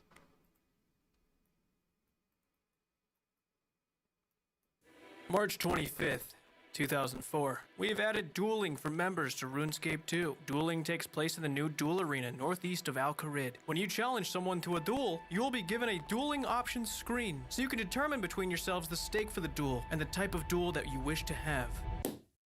Well, that was a good idea. This place behind me is one of the most notorious places in all of gaming. And notorious means bad. For the last 17.5 years, RuneScape players have been able to stroll on over to Al Kharid and indulge in the duel arena. And recently, it has been confirmed by Jagex themselves that the duel arena will be removed from the game. If you're unfamiliar with the duel arena, then congratulations. At this duel arena, players can challenge each other to 1v1 battles under whatever conditions they agree to. They can do this either for fun or for in-game money, which is what the cool kids call staking and what society calls gambling. Staking is practically a trademark of RuneScape. In RuneScape Classic, the entire world was a duel arena. If you were passing by some punk who was walking funny, and you were like, hey buddy, you're walking funny, and she's like, what? He can then challenge you to a duel right then and there, right on that spot you're standing. He would toss up a 100K bet on himself. You panic, because what kind of psychopath has 100K on them at all times? But you have to match his bet. You can't be a coward. The year is 2002, and saying no is a feminine thing to do. So you put your last 100K up, you stake him, and then you die poorer than you were 30 seconds ago. And you know what? That was just the culture back then. I didn't play Classic. I have no idea if that's what happened. That's probably not how it ever went down. Obviously, that duel everywhere mechanic didn't make it to RuneScape 2 in that transition. So the Gower brothers inserted the duel arena and proceeded to cause nearly 2 decades of the most fucked up shit in any MMO ever. I'm just assuming that other MMOs aren't this fucked up. I don't know anything about them. Maybe there's way worse people. I don't know. This is bad. So this area that provided the simple concept of a 1v1 went on to teach children and adults alike philosophies such as scam or get scammed. Gambling goes great with nicotine, and GP is no different than any other worldwide currency. So I guess, ladies and gentlemen, let's just dive on in. I grew up in Las Vegas, and I learned that there's 2 ways to learn that gambling is bad. 1, witness a close and personal friend or family member go through a crippling addiction as they lose control of their own decisions, potentially financially ruining themselves and others. Or 2, gamble. The reason that gambling got so out of hand every time it popped up in RuneScape was because it was not moderated. Gambling has been ran by the players. The rules, the odds, all player made. In the real world, gambling is regulated. Casinos like the 2 I worked at, there's ethical guidelines that every worker on the casino floor has to follow to make sure that some drunken asshole doesn't go home without a house. The GE bot, DiceBoy69 over here that players blindly throw millions at, probably does not have a gambling license. Probably not. I don't know what kind of credentials this guy has, but I'm sure he's not allowed to be here, is what I'm saying. There has always been a way for players to gamble on RuneScape. Staking, Squeal of Fortune, Treasure Hunter keys, dice bags, and my personal teacher mithril seeds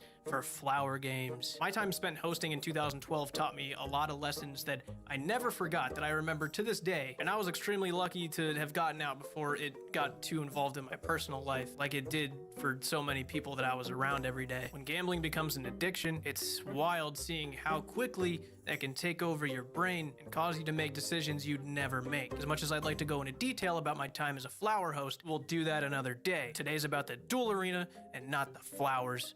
We'll talk about the flowers later. The duel arena has created the same amount of chaos, if not way fucking more, than the flower games and the dice bags did, ruining people the exact same way. But Jim, players have to be responsible and know when to stop. You are so right, guy, but here's the thing. I know plenty of people who went out to gamble for fun, knew their limits, moderated themselves, stopped, and never did it again. I also know people who tried a cigarette for the first time, didn't really like it, and never smoked one again. The key word here is addiction. And addiction can be what you'd call difficult. There have been so many examples of players having a very real problem, struggling with their addiction to staking in RuneScape, jiggling a tin can outside the duel arena, begging for more money to stake to try and get out of it. Okay, Jim, but it's not that big of a deal. It's just RuneScape money. It doesn't matter. You can rebuild. What's that? You'll be fine. What was that? Sorry, this guy won't stop talking. Yeah, sorry, I was on the phone with my friend, Venezuela. How about we all sit down and have a conversation about Real World Trading, RWT. You've probably heard of it. Maybe you've even done it. I know 4th grade me has. Me and my friend begging his parents for $10 so we can both buy a million GP, only to get banned the very next day. I was sad. Which reminds me, a disclaimer. I do not condone real-world trading. Every example I'm about to use is made up. Real-world trading is another thing that's been a part of RuneScape its entire life. There has always been a black market for RuneScape gold. Is it against the game rules that'll get you permanently banned? Yes. Is it illegal in the real world?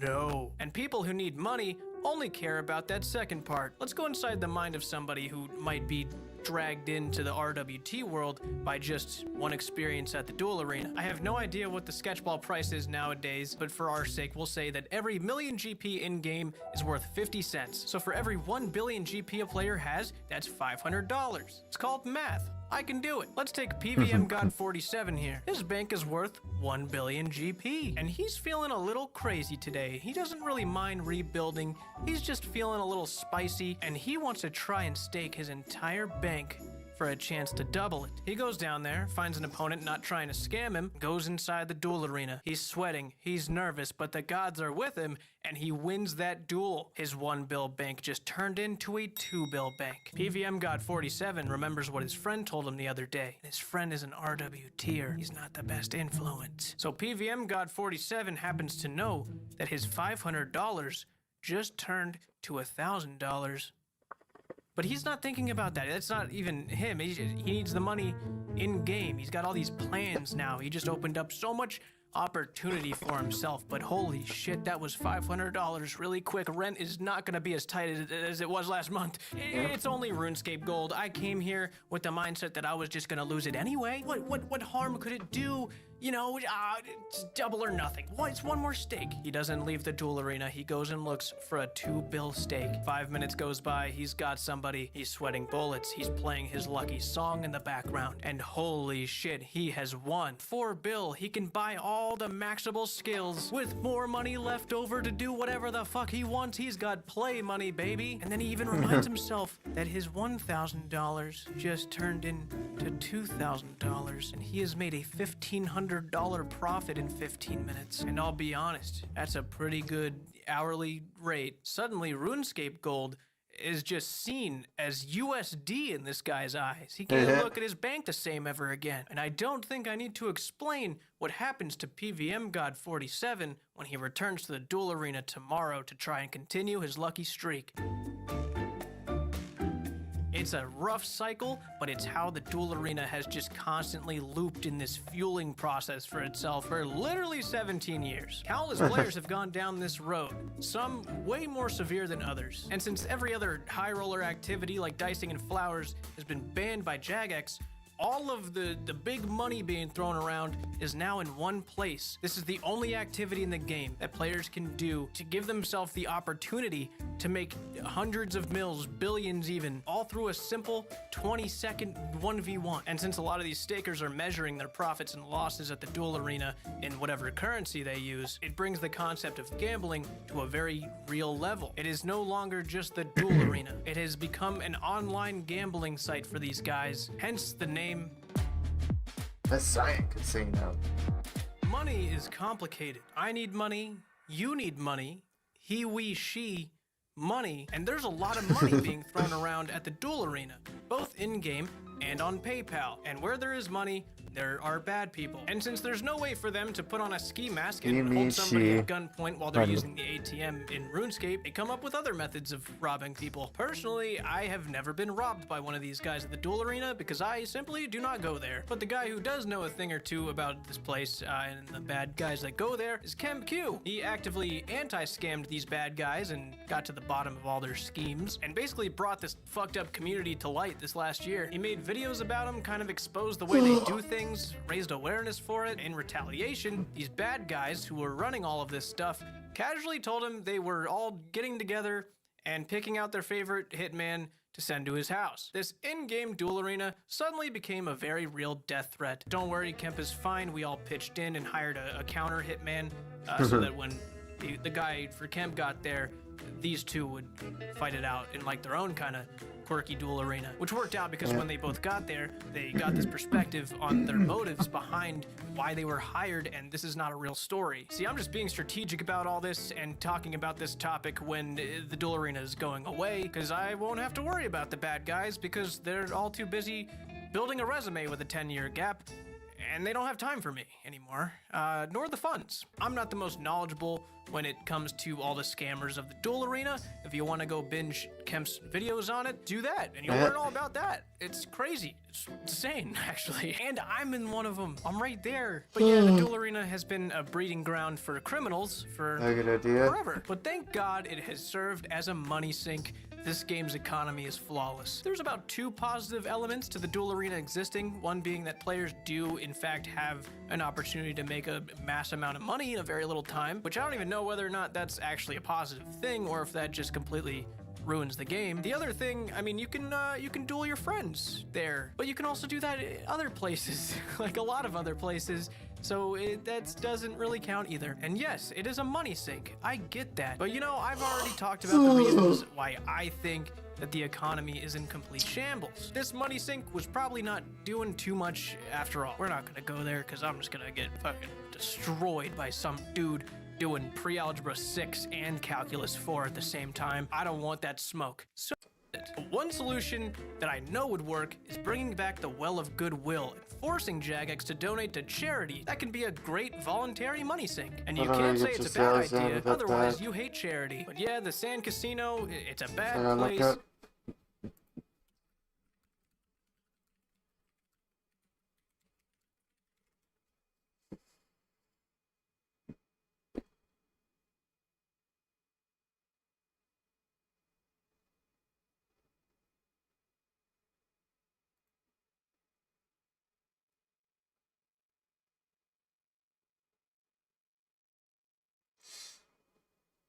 I don't know how to get back.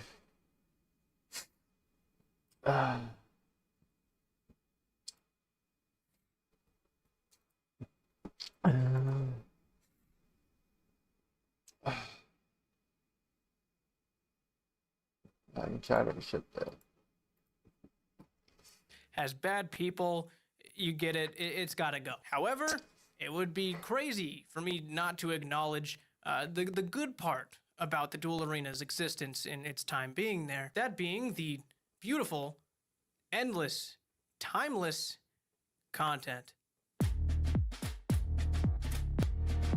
Since the discovery of unregistered Hypercam 2, high rollers have had that film rolling as they put up an aggressive amount of GP. No matter if the person loses or wins big, if you've got a massive amount of GP on the line, that is automatic entertainment for everybody watching. I remember Chris Archie videos being extra special if they had a staking clip in them. The duel arena was undoubtedly entertaining. The comeback moments when someone's got like 4 HP left and tanks 3 whip hits and hits the other guy for 60 to come back and win it all for a big 1 bill stake. Wow, the crowd goes fucking wild, what the fuck?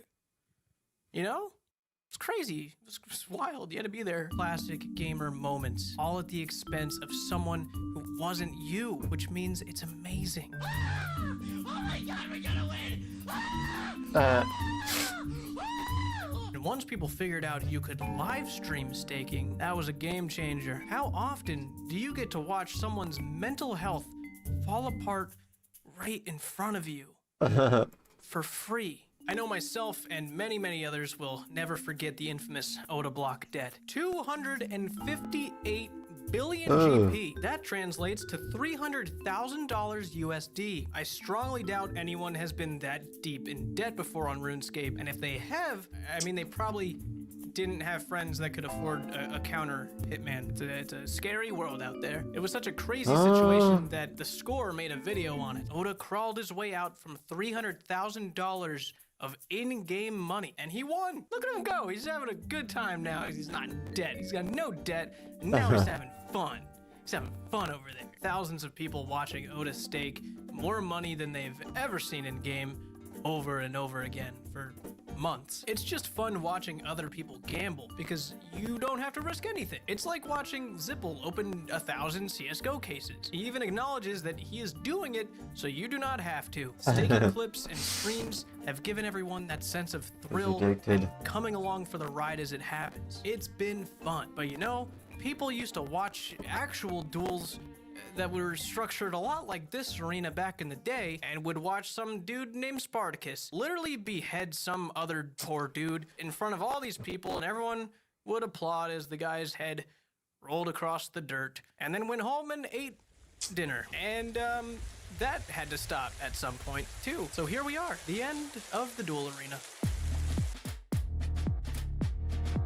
Even though the duel arena has spawned an infinite amount of evil, terrible people and has ruined countless players' lives, there's a little part of me way back that's gonna be reminiscent. I'm gonna miss that thing, and it's gonna feel so weird running by and not seeing it where it used to be. Mod Sweden said on stream that they have plans of replacing it with more fulfilling content. I don't know what that could possibly mean, and I know that they have no idea what that could possibly mean either, but it definitely will not be there at some point. It'll probably start with like a cap on how much you can stake. I don't know. We'll see what they come up with. Anything will be better than that place that gives a lot of players PTSD when they use a Ring of Dueling. But you guys know me. I don't talk about a problem without offering some form of solution, whether that solution is terrible or not. I will always offer one. And ladies and gentlemen, I'm here to pitch once again my greatest idea to date.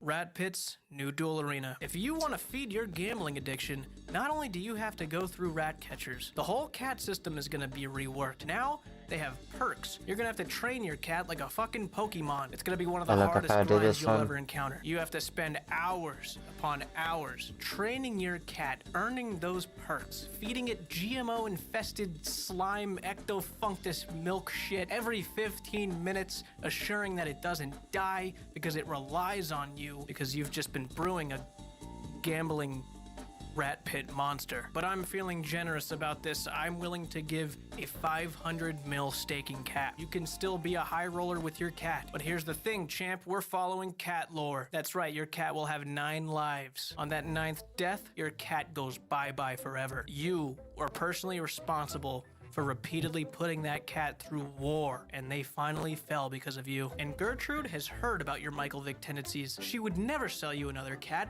You're a fucking monster. Your gambling days on that account are over. Who does that to a cat? And suddenly, every shop you visit, all the items are up 30% out of nowhere. Why is that? Oh, because Gertrude told fucking everybody. Literally everybody knows that you're a piece of shit, and every NPC you talk to is angry with you at all times. Always talking with a mad expression on their face in the chat box, making it known that they really hate you. What? It's a good idea. Change a few things. It's good. It's a good idea. I don't know how you don't go through with that. I'll still rewrite the quest, dude. I'll do it. The duel arena has been an iconic part of RuneScape's history. A relic of Gillinor, if you will. But I am extremely happy that Jagex has realized that there are actual problems emerging from that place, and they needed to do something about it. If you're upset about it, I'm sorry. You can cope somehow, play more RuneScape or something. Just figure it out. You'll be fine. The rest of us will be sleeping comfortably about it. There's nothing you can say that will justify them leaving it there. It should not be there. There's bad things that happen there that outweigh any positive thing about it. You can become a rat pit guy if they follow my awesome idea. But as always, it's been great, everybody. It's good to be back here with the long-ass mic in hand. There's lots of stuff to still talk about, so I'm sure I'll see you real soon. And before I end things here, I just want to give a huge shout out to Tro. Tro has become an editor for me on this channel. This whole video was basically edited by Tro. He doesn't know I'm putting this part in it. I'm editing this part. But he has helped me so much, and I've worked with him really closely to make sure that he's got my style down to a T. Big shout out to Tro. Make sure you follow him on Twitter and everything. He's gonna start his own projects. Wouldn't be able to upload as frequently as this without his help. Thanks a lot, Tro. Welcome aboard. It's good to have you. By release this month. I'll see you guys soon.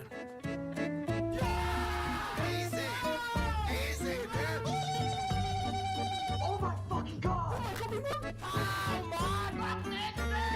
You had 4 bills. Yeah, I know. I'm fucking stupid.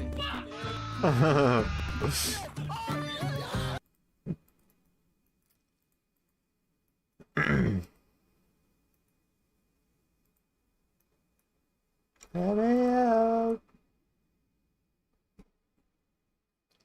It just didn't work.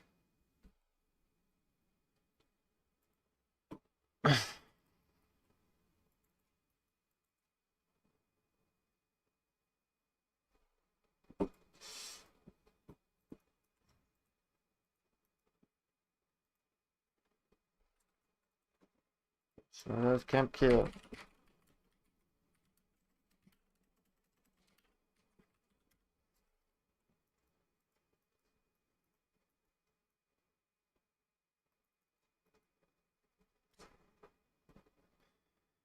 Six years ago.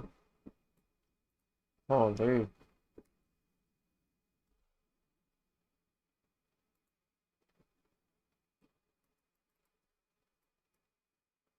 Hello, my name is KempQ, and I am waging war on the teams of online scammers that have infected my favorite game, RuneScape.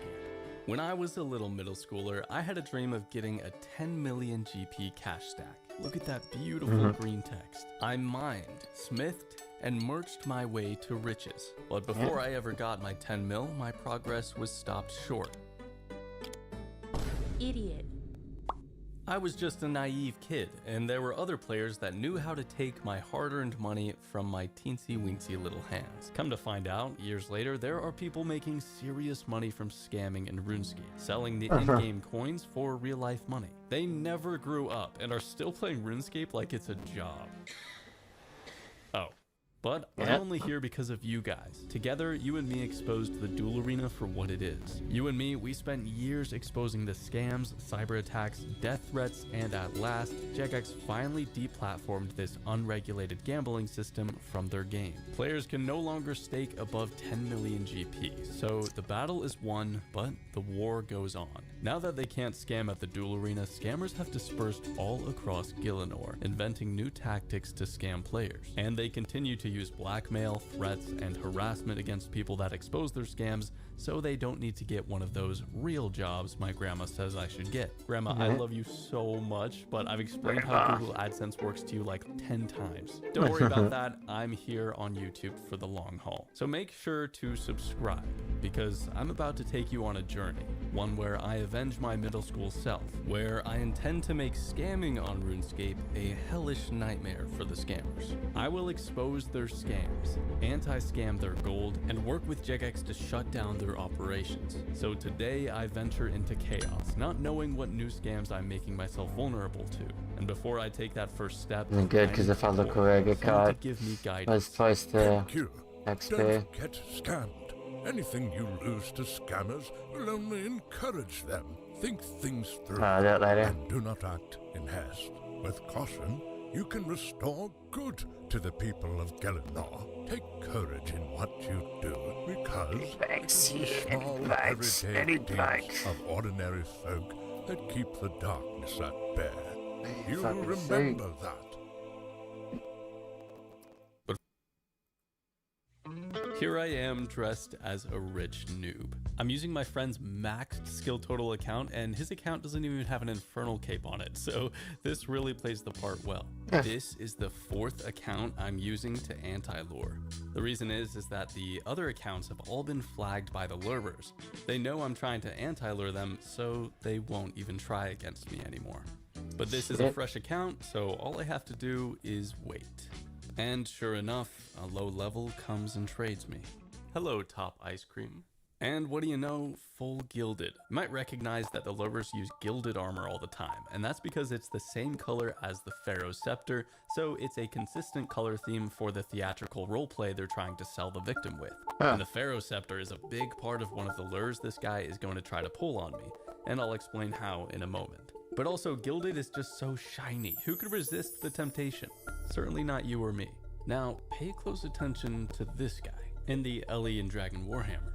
While I bank my items slowly like a big noob, the scammer trades the other guy. Oh. And you might think that this is another lure victim, but if you've watched my last video, you've seen this charade before. I think this guy is probably part of the lure too. I'm handed the Lumbridge teleport tab. The lurer tells me to tab. This time, a Good Samaritan didn't remind me of how stupid an idea this is. So, naturally. But you know I wouldn't listen to him anyway. See, I'm not saying anything because they'll probably find out I'm an anti-scammer if I say more things. This is a new experience for me. I've never been lured near Lumbridge. They always take me somewhere else first, like Wintertodd or Barbarian Assault. Kinda like Elisa. She's kind. You can tell she's kind by the way she is. These are her stats. Eliza doesn't like training skills too much. Combat is one of the easiest things to bot, so yeah, it looks like they just bought it at Nightmare Zone or something. Now I'm told if I wear the Gilded and the Scepter, I can win 150 mil. But I've got to wear them fast.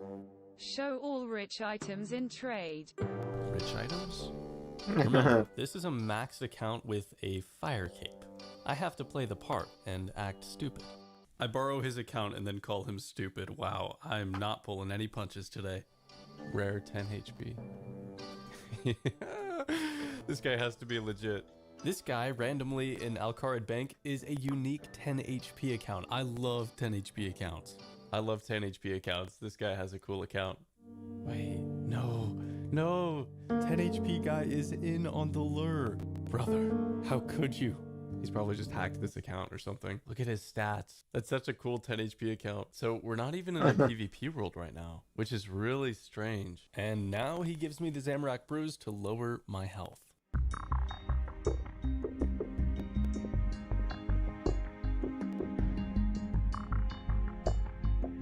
I drink the juice. I'm supposed to believe this is just a random guy walking around through the desert. There's no way anybody does this. Why? Is this guy part of the lore too? This guy has some really good stats also. Over 2,000 skill total. This one coordinated lure team is putting on quite a performance with a bunch of really good accounts. The goal is to convince me that I can anti-scam this low level. Looks like a scam, guys. We know. How'd you type that so fast? I'ma take the items and log out, ha ha ha. Why would you say that in front of him? Why? They have so many accounts that are like really good that are in on this lore. It's crazy. You were there. So finally, they're getting me to the PvP world, and this is where I need to be very careful. I could actually lose over 1 billion GP here if there's a scam that I don't know about. There used to be a scam where if you left-clicked the Pharaoh Scepter, you'd get teleported to Jalsavra, which is a dangerous PvP area in PvP worlds. These days, that scam doesn't even work. After an update from 2022, this scepter has no teleport option. So what's the catch? The scammers want you to think that it's this scam they're pulling on you, and that you can simply take the items but not teleport with the scepter. Exactly like how they're role-playing it here. And how they told us here. And here. All along the way, we've been socially engineered by multiple high-level accounts to expect this outcome. The one that kind Eliza just got. She is part of the lure team pretending like she just got the full Gilded and Pharaoh's Scepter. And all I have to do is do the same thing she did, accept the goodies and don't press the scepter. But that's where the problem lies. They are never going to give me the scepter. The real scams happen in the trade requests themselves. I thought he was going to give that to me.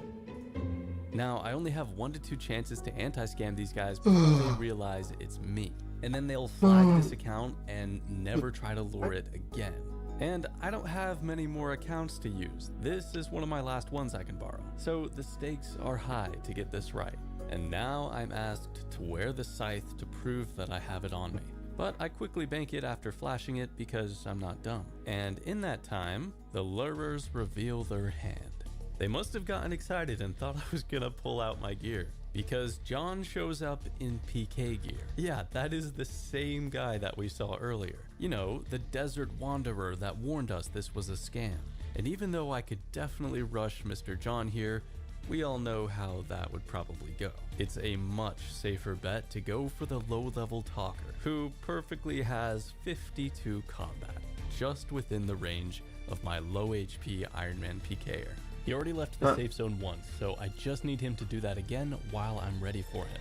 Here he teleports away. And while I'm gearing up on my low-level Iron Man PKer, I just hope that that low level comes back. If he comes back on a PvP world like he did last time, there are a limited number of ways he could reach Shantae Pass. And all of them converge to this spot right here. I mean, here. This is just out of sight of the other lure accounts. Eyes like a hawk. Reflexes like a rabbit.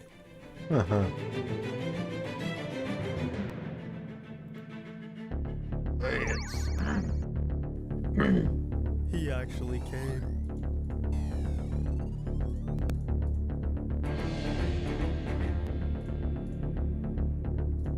Oh my goodness.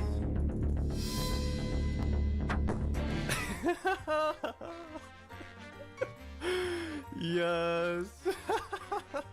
28 mil. Damn. Beautiful. My clicks were so bad there. I was panicking, but I knew he didn't have any food, so it worked out just fine. I said, tell him to come back. And he did. He came back for me. Oh, amazing. And now I'm just waiting at the Grand Exchange for a different lure team to try to come and lure me.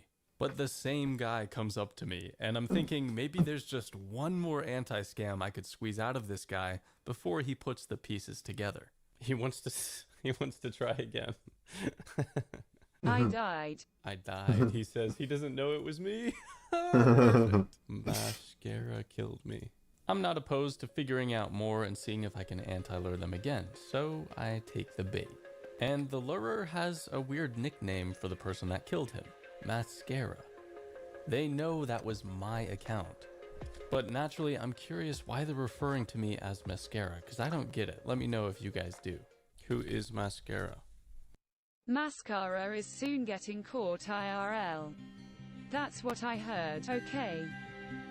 Okay, so some vague threats. I have gotten a lot of threats from making videos like this one. So please leave a like to help fund my knee replacement surgery. Because I don't plan on ending this campaign against scammers anytime soon, and I would appreciate your encouragement. The persistence this scammer has is actually pretty remarkable. How he doesn't get bored out of his mind trying to trick people the same way over and over again is beyond me. Well, I've already made another 4.4k. Maybe I should just take my winnings and leave. Pretending to be dumb, as if I could trade this item. Now at this point, I'm just kind of stalling for time here, trying to figure out how I could anti-lure this guy again. While I'm thinking about that, I'm thinking about two other things at the same time. Don't get lured and continue being a dummy. 5 minutes later, I'm still figuring out how I could anti-lure this guy. He keeps trading me, and then he actually goes out in the danger zone. But he's not far enough out where I could get a teleblock and an entangle on him, so he would easily escape. Several minutes later, he seems to be getting frustrated. He's giving up on whatever lure tactic he has in store for me, and he trades me this. He asks me if I know what that first item does, the Royal Seed Pod. Several minutes pass, and he keeps asking me if I know what the Seed Pod does. Is he actually going to give this to me? There's no way. Yeah.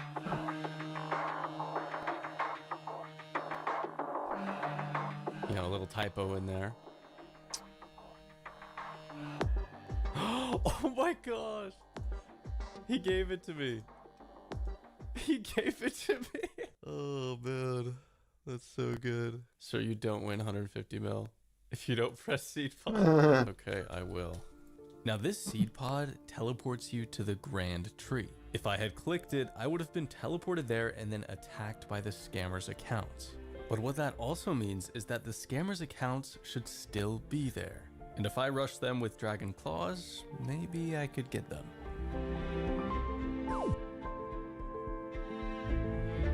Nobody here.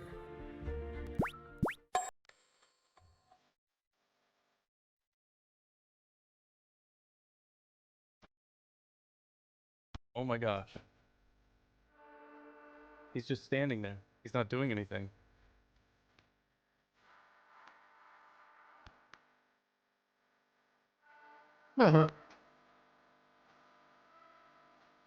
Why am I not hitting? Hit him!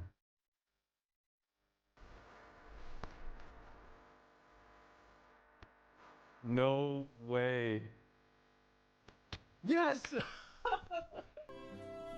No way.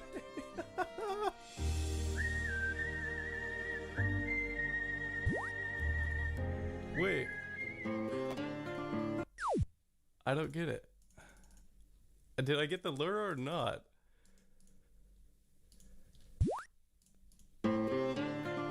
What is happening, man? I don't get what is happening. Yes! No way. 124, 98.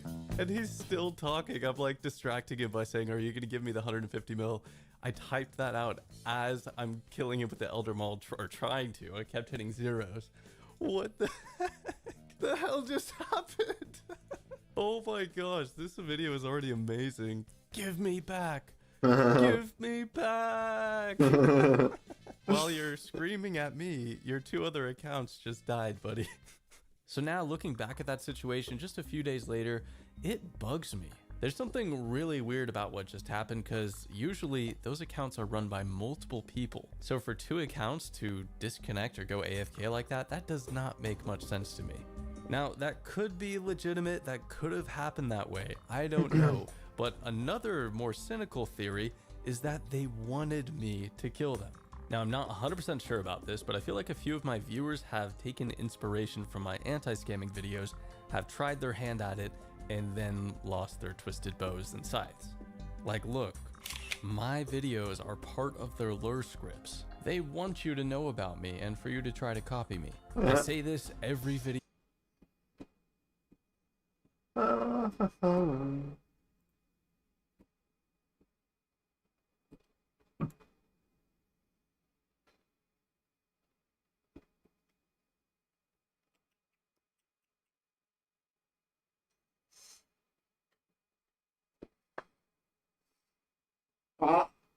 Oops.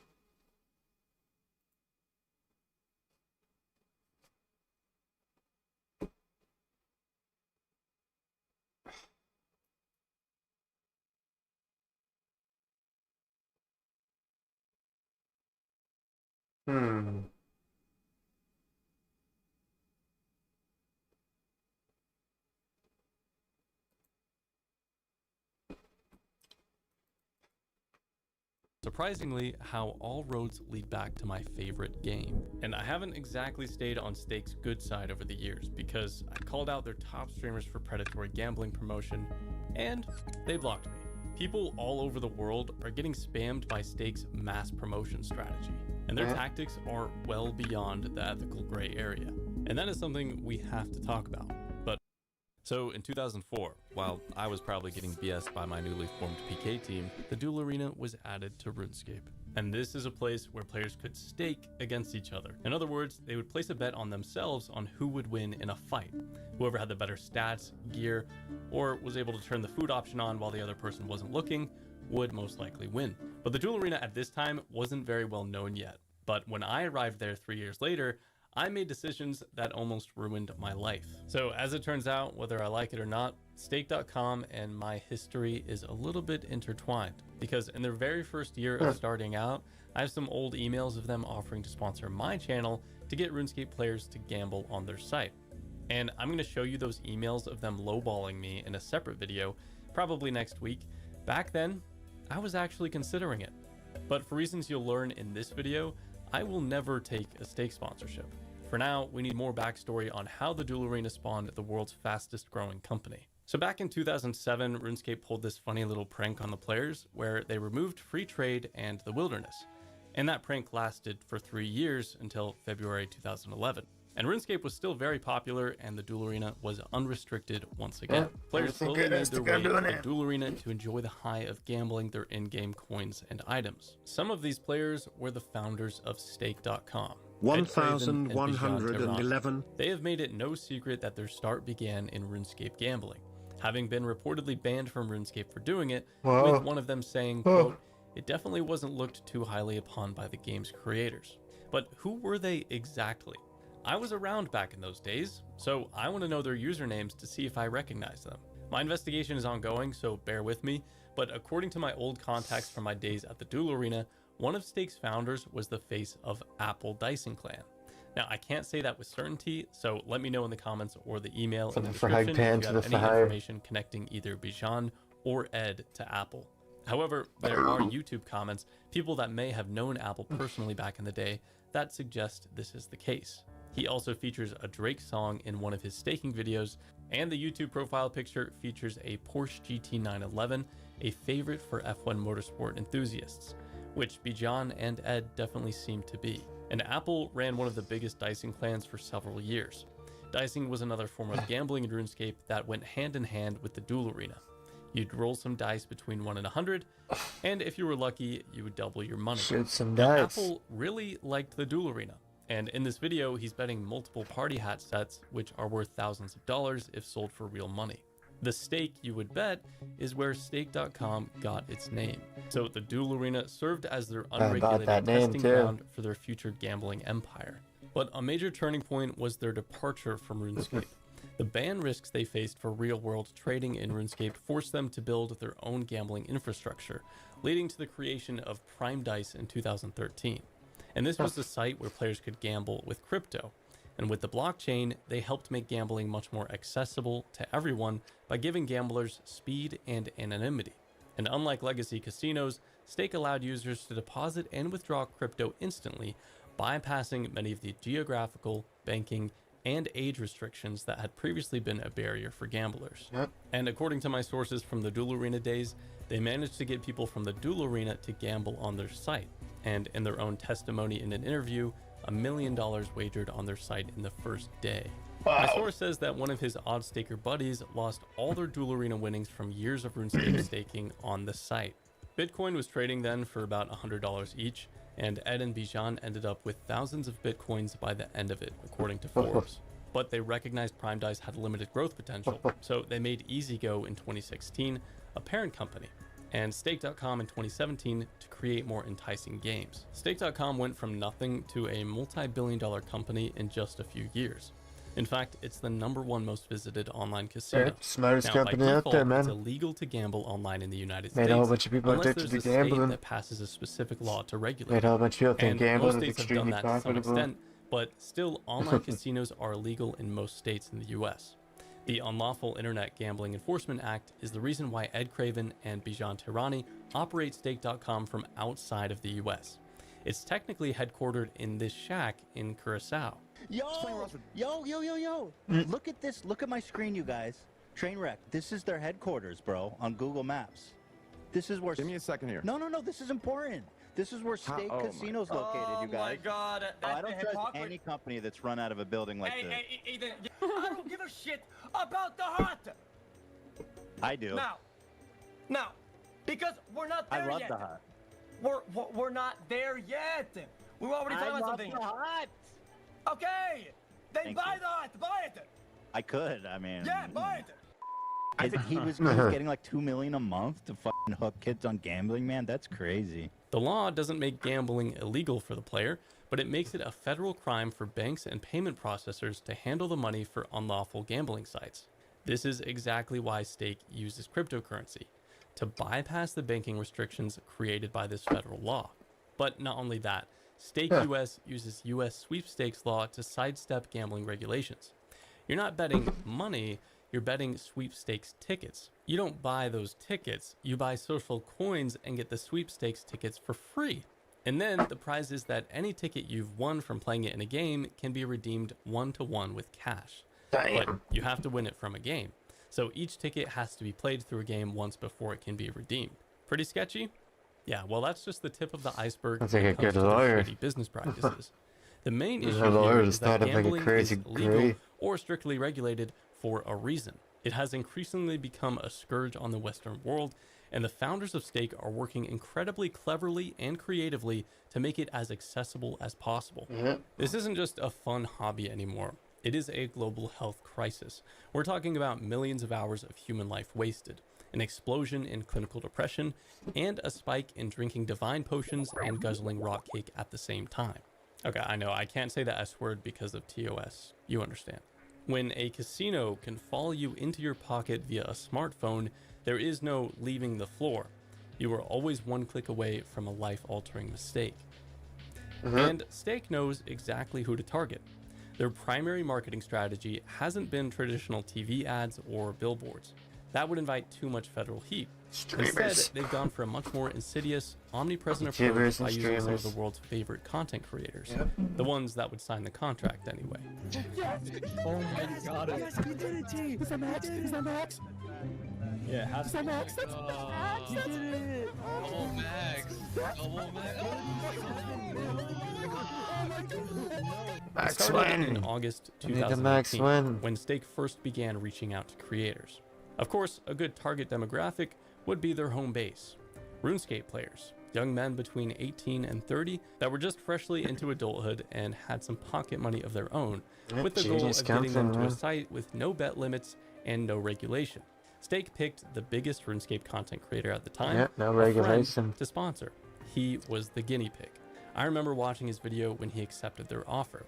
He showcased stake.com and how to use it, and the backlash was very fast. Jagex permanently banned every single one of his RuneScape accounts.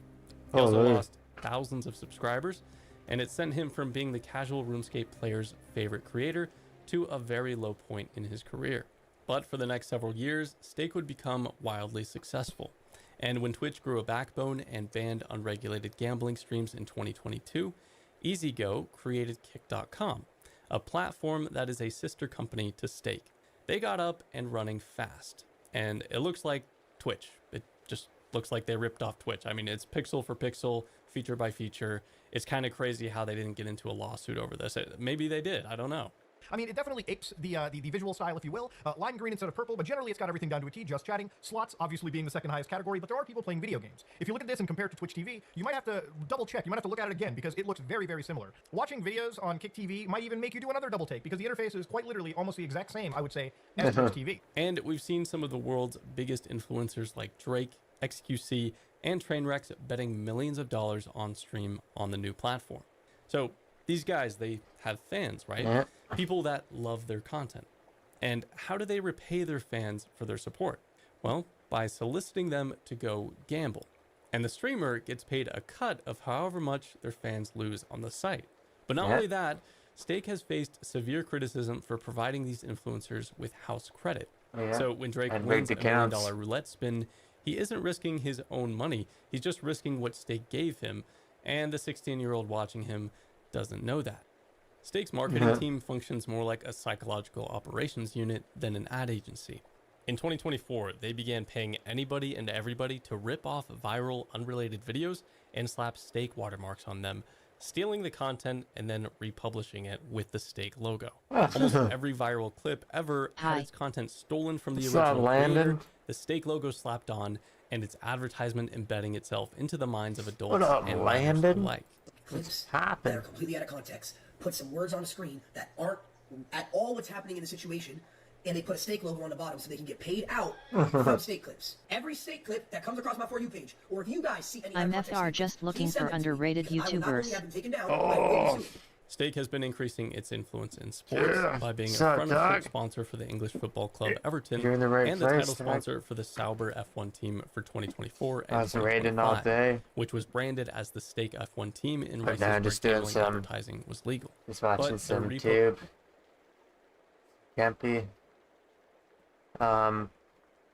Doing some thieving now. Road to max. Doing a bit of raiding earlier, Toa. Oh yeah, stream every day, dog. Strategy got them into hot water when Bonnie Blue was standing outside a university campus looking for barely legal university students to sleep with her for an upcoming video. And when her clip was repurposed with the Stake logo prominently featured as an advertisement, this seems to have inadvertently expedited an investigation by the UK Gambling Commission into Stake in early 2025. Just a few weeks later, the UK Gambling Commission announced that the license for Stake's UK website would be closing in March of 2025. So instead of branding the team as Stake Sauber, they are branded as Kick Sauber in countries where gambling ads are banned, such as Australia, Belgium, and Qatar.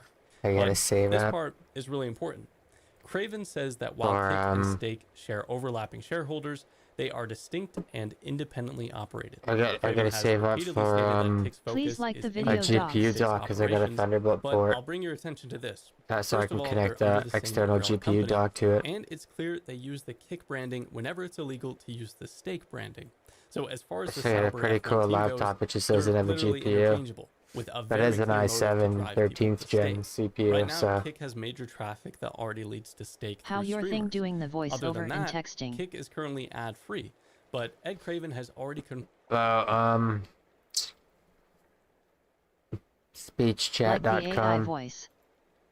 Yeah, it's called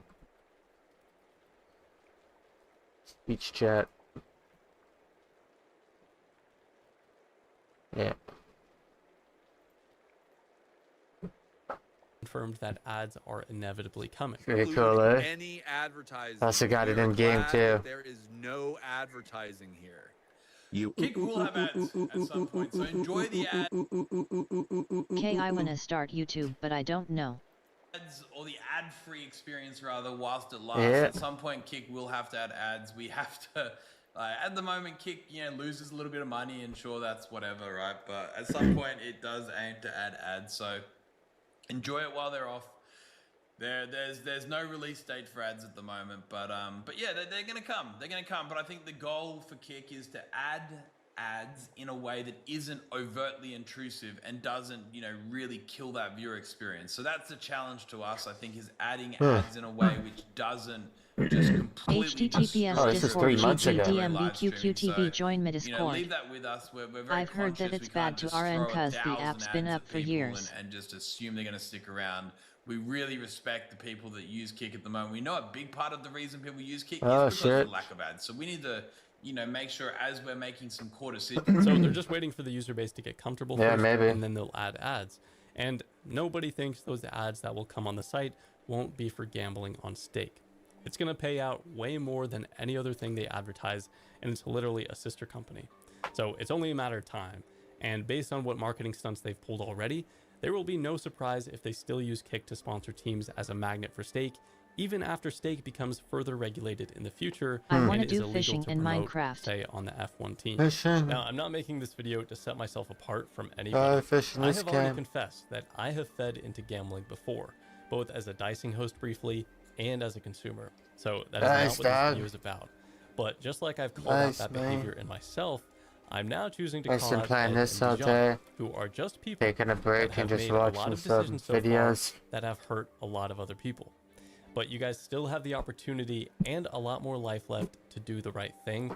And I believe with the money you've made and the business skills you've developed, you can earn money and build businesses by adding value to people's lives, not detracting it. That is my encouragement to anybody that has made mistakes and wants to move on from them. You can learn from I your can't hear you experiences good. and Oh, turn a new man. leaf. For every gambler on stake, there's Darn. the financial ruin you don't see on stream. In the US, if you win, you Why owe the does my IRS a phone massive suck? cut of income. But say you lose instead, you cannot deduct those losses from your non-gambling income. You can end up broke and still owing the government hundreds of thousands of dollars. So let's say in a 30% tax bracket, a fair 50-50 coin flip isn't a break-even bet anymore.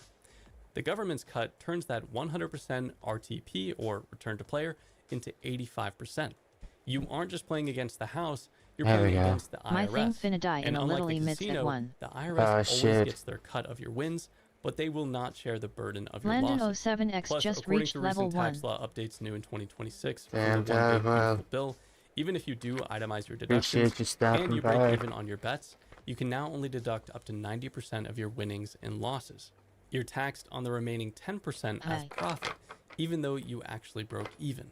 So instead of a 50-50 coin Finna flip, die. it's like you're instantly How I getting level. usually worse than 40% odds against Just by 60% odds. watching and So talking. gamblers can now so quickly destroy their financial future, especially now that crypto earnings are now regulated and taxed.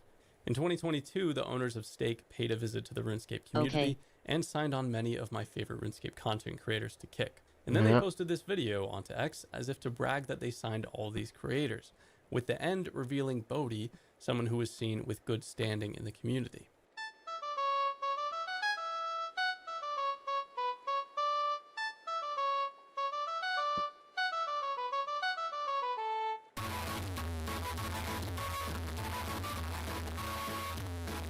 Now,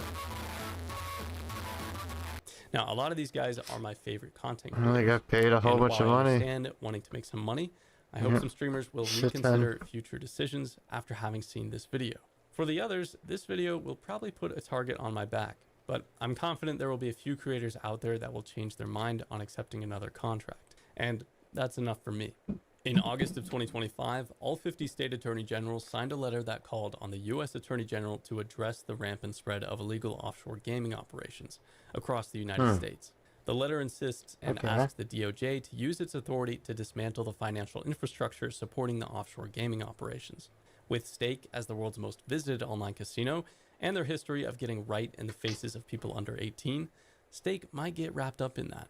However, with the other stuff on their plate, I do not have much faith in the current administration to make quick or ethical decisions on this. So the next step for us is to take control of our own lives and never feed into the gambling house's profits. Gambling just gives them more bankroll that might even help them bribe policymakers, congressmen, and politicians to let it slide. So your betting could not just hurt yourself, but also an entire next generation of people. So take I ain't personal got it, might have bet accountability for anyway, yourself so. and tell people around you that the odds I mentioned don't earlier bet, guys. are not in your favor. There are the tax implications. If you and guys the want house to, if you always guys want to wins. fucking So lose it's money, never just send worth me it. And if you have a problem with gambling, sign up for my newsletter below and I will send you resources to help. This story is still developing and I have lots more to share, including how Twitch has loosened up their gambling rules as well, which is a problem on its own, but their tactics aren't nearly as predatory as what we've uncovered today. And also, please don't misunderstand, RuneScape Age is my restricted, favorite oh game ever, damn. and the developers are not responsible. Look at that, I guess age restricted. Okay.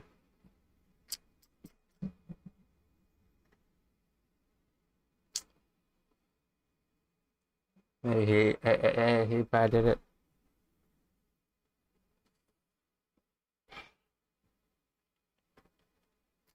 Okay. What's another good one? Underground gambling operation. Ooh.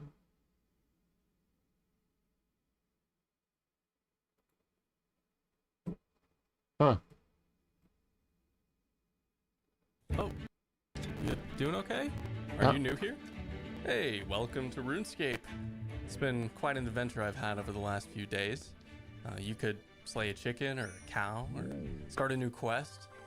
Yeah, I've done those things. It's been a childhood dream fulfilled and everything, but I saw a few people go PKing and they didn't respawn, so don't do that. If you find a way to get out, please let me know. Can't guarantee you'll live, but I can guarantee you'll have an adventure. So you can hang around with me and I'll show you around. Let's find a place to sit down, just you and me. It's a good old mushroom here. While we're stuck here, we might as well have a little chat. Recently, my friend and I made a plugin that helped us scam scammers. It was pretty awesome, but then I got hundreds of comments right around the same time, saying that the plugin we made got their accounts hacked or infected their computers. That's right, I stole your accounts. All 7,000 of you that installed the plugin. It turns out those hundreds of comments were written by AI-powered bots, and I was able to clear my name and it all ended up happily ever after.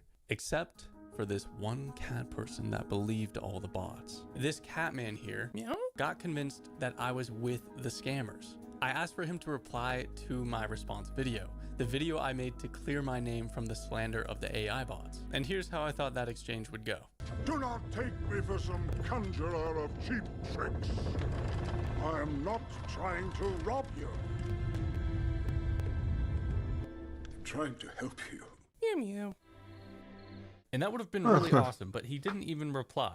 But while we're stuck here together, we may as well have a talk about a topic that I've had a particular interest in for the last 5 years. Something I care about because I've invested way too much time into this game. The demise of gambling in RuneScape.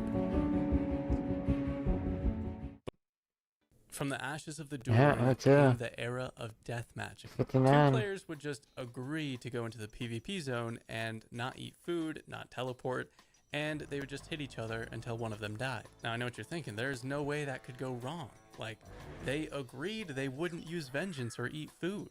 Oh, looks like he casted vengeance, but it was probably a misclick. Oh, ate some food too. Wait, this crazy, man. People are scamming each other. Okay, but rest assured, some heroic people have come forward and are bringing order to this chaos. But not without taking a cut for themselves and starting some people's lifelong gambling addictions. Opportunistic players started deathmatching clans that would take a commission from clients for taking stakes and then paying out the winner. Or the ranks in these deathmatching clans would simply go up against the customers themselves. So just as a small example, these deathmatching clans spent thousands of dollars on paying the membership expenses on bots that would advertise their deathmatching clan. And you might wonder, why would they do that if they're just making coins in the game? Well, they were trading the coins for real life money, so yeah. And apparently it was lucrative enough for multiple clans to start doing this. So they did. A lot of people started competing against the original clan. And I don't think you would call this like a loving relationship between the clans. It was more like a visceral hatred. They'd send all kinds of nasty threats to one another. They'd try to get each other's personal information to send a SWAT team to their competition's house and stuff like that. I don't know what they do, but I heard some pretty bad things. These e-gangs spent the better part of the last couple years attacking or slandering each other until at least one of the clans just quit altogether. Jegex's rule against player-run games of chance was definitely a rule, but it's kind of like the rule against account sharing. Is it really a rule? Now, this whole deathmatching thing, it's still just gambling, but with a few more hurdles to jump over. You need to actually be kind of skilled at the game because there are all these juking mechanics, and you also need to somehow avoid scammers. And there's also Goose and West Ham who will happily take your bank from you the moment you step into the PvP zone. But the odds being stacked against them doesn't really matter to the people that are gambling. I mean, they're addicted to gambling, so their brains are more AFK than I am at Redwoods. But despite all the problems with death matching, I thought it'd be impossible for Jagex to moderate a rule against it. But hey, lo and behold, the old school team said death matching would become a bannable offense. And I don't think anybody really expected this at all. It was about as surprising as rank 5 overall getting permanently banned. Pretty cool, but also really unexpected. I wanted to celebrate the end of deathmatching, so on the last day where it was allowed, I went to the deathmatcher's home world, the high-risk world, and I went PK.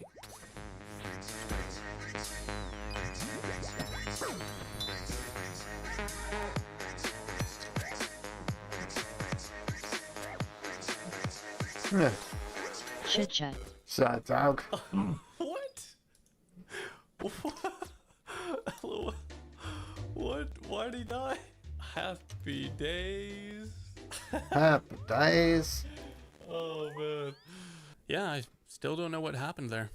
Well, since the duel arena is gone, I am and 2 a.m. deathmatching is tired. against the rules, where does that leave the Ran game? all day.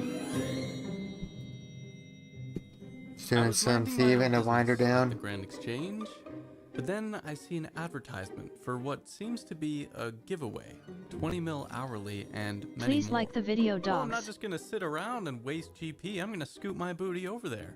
But wait, there's already another person advertising a different clan hall. What are these guys up to? I was gonna find out.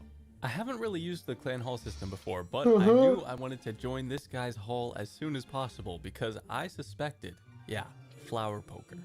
These guys are gambling. And this particular kind of gambling has been against the rules for over 10 years. But they think that they can get away with it so long as they're in this secluded space. Cute, but now Stevie. I've come on my main account. Let's see what these guys do. Wow. What's going on here? Hey guys. Hey. What's going on here? You're like, oh no, run! Run, get out of here! Oh yeah, drop party. Oh my gosh, they're dropping like flies. He's running away! Oh my goodness! No way. Oh my gosh. They all fled so fast. Oh my goodness. No stats on the high scores. This guy's one of them too. Alright, well, we do have to report at least one. I cleared them all out. Oh, we got one coming back. Hey. Oh my goodness. Is this the mule? Oh. Oh. I was removed from the clan hall. I was just kicked. They weren't too happy I was there. Hey, buddy. Okay, what? This is the clan owner. He's upset.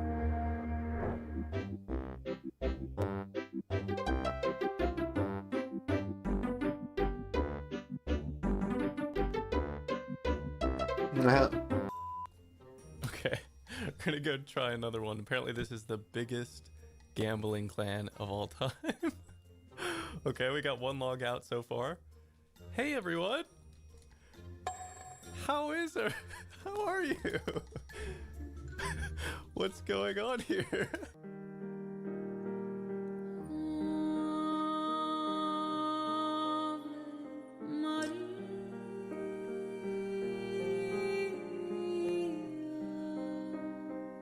There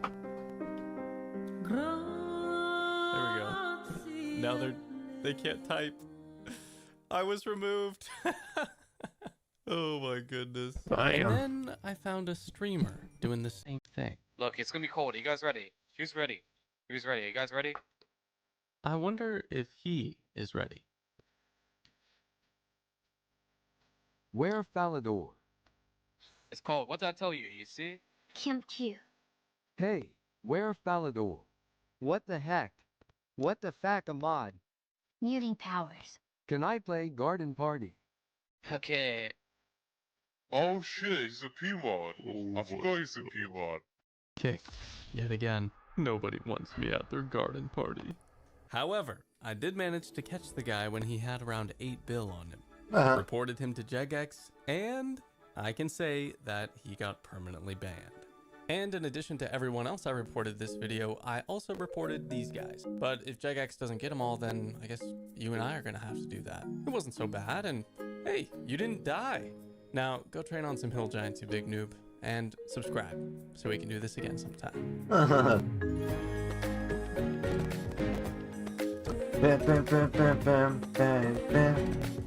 That shit have ruined RuneScape's hardest challenge. One shot. So many players followed this guide and met their doom. Is the story of RuneScape's first fire cave. Why is it crackling? And the cheat used to obtain it. I usually like to start these videos off with a little bit of the content's history, but not much is actually known about the development of the fight caves. Prior to their release, Jagex didn't really tell players anything. Today, when an update comes out, players seem to have it all figured out in less than a day. But 2005 was a very different time. Unlike the extremely detailed polls and news posts today with all their GIFs, charts, and eerie bug fixes, glad Jagex fixed this one before Halloween. In 05, you were lucky to get a few sentences. I'm not even kidding. When the fight caves were released, the update post about it was 1 paragraph long, and it was pretty useless. All it really said was that it was a wave-based minigame with a boss at the end, and if you die, you don't lose your stuff. Players who wanted to attempt the caves on their release day would be doing so almost completely blind. Now, Jagex actually did do behind-the-scenes news posts for some updates, and the fight caves was in one, but it released I got that pissed off.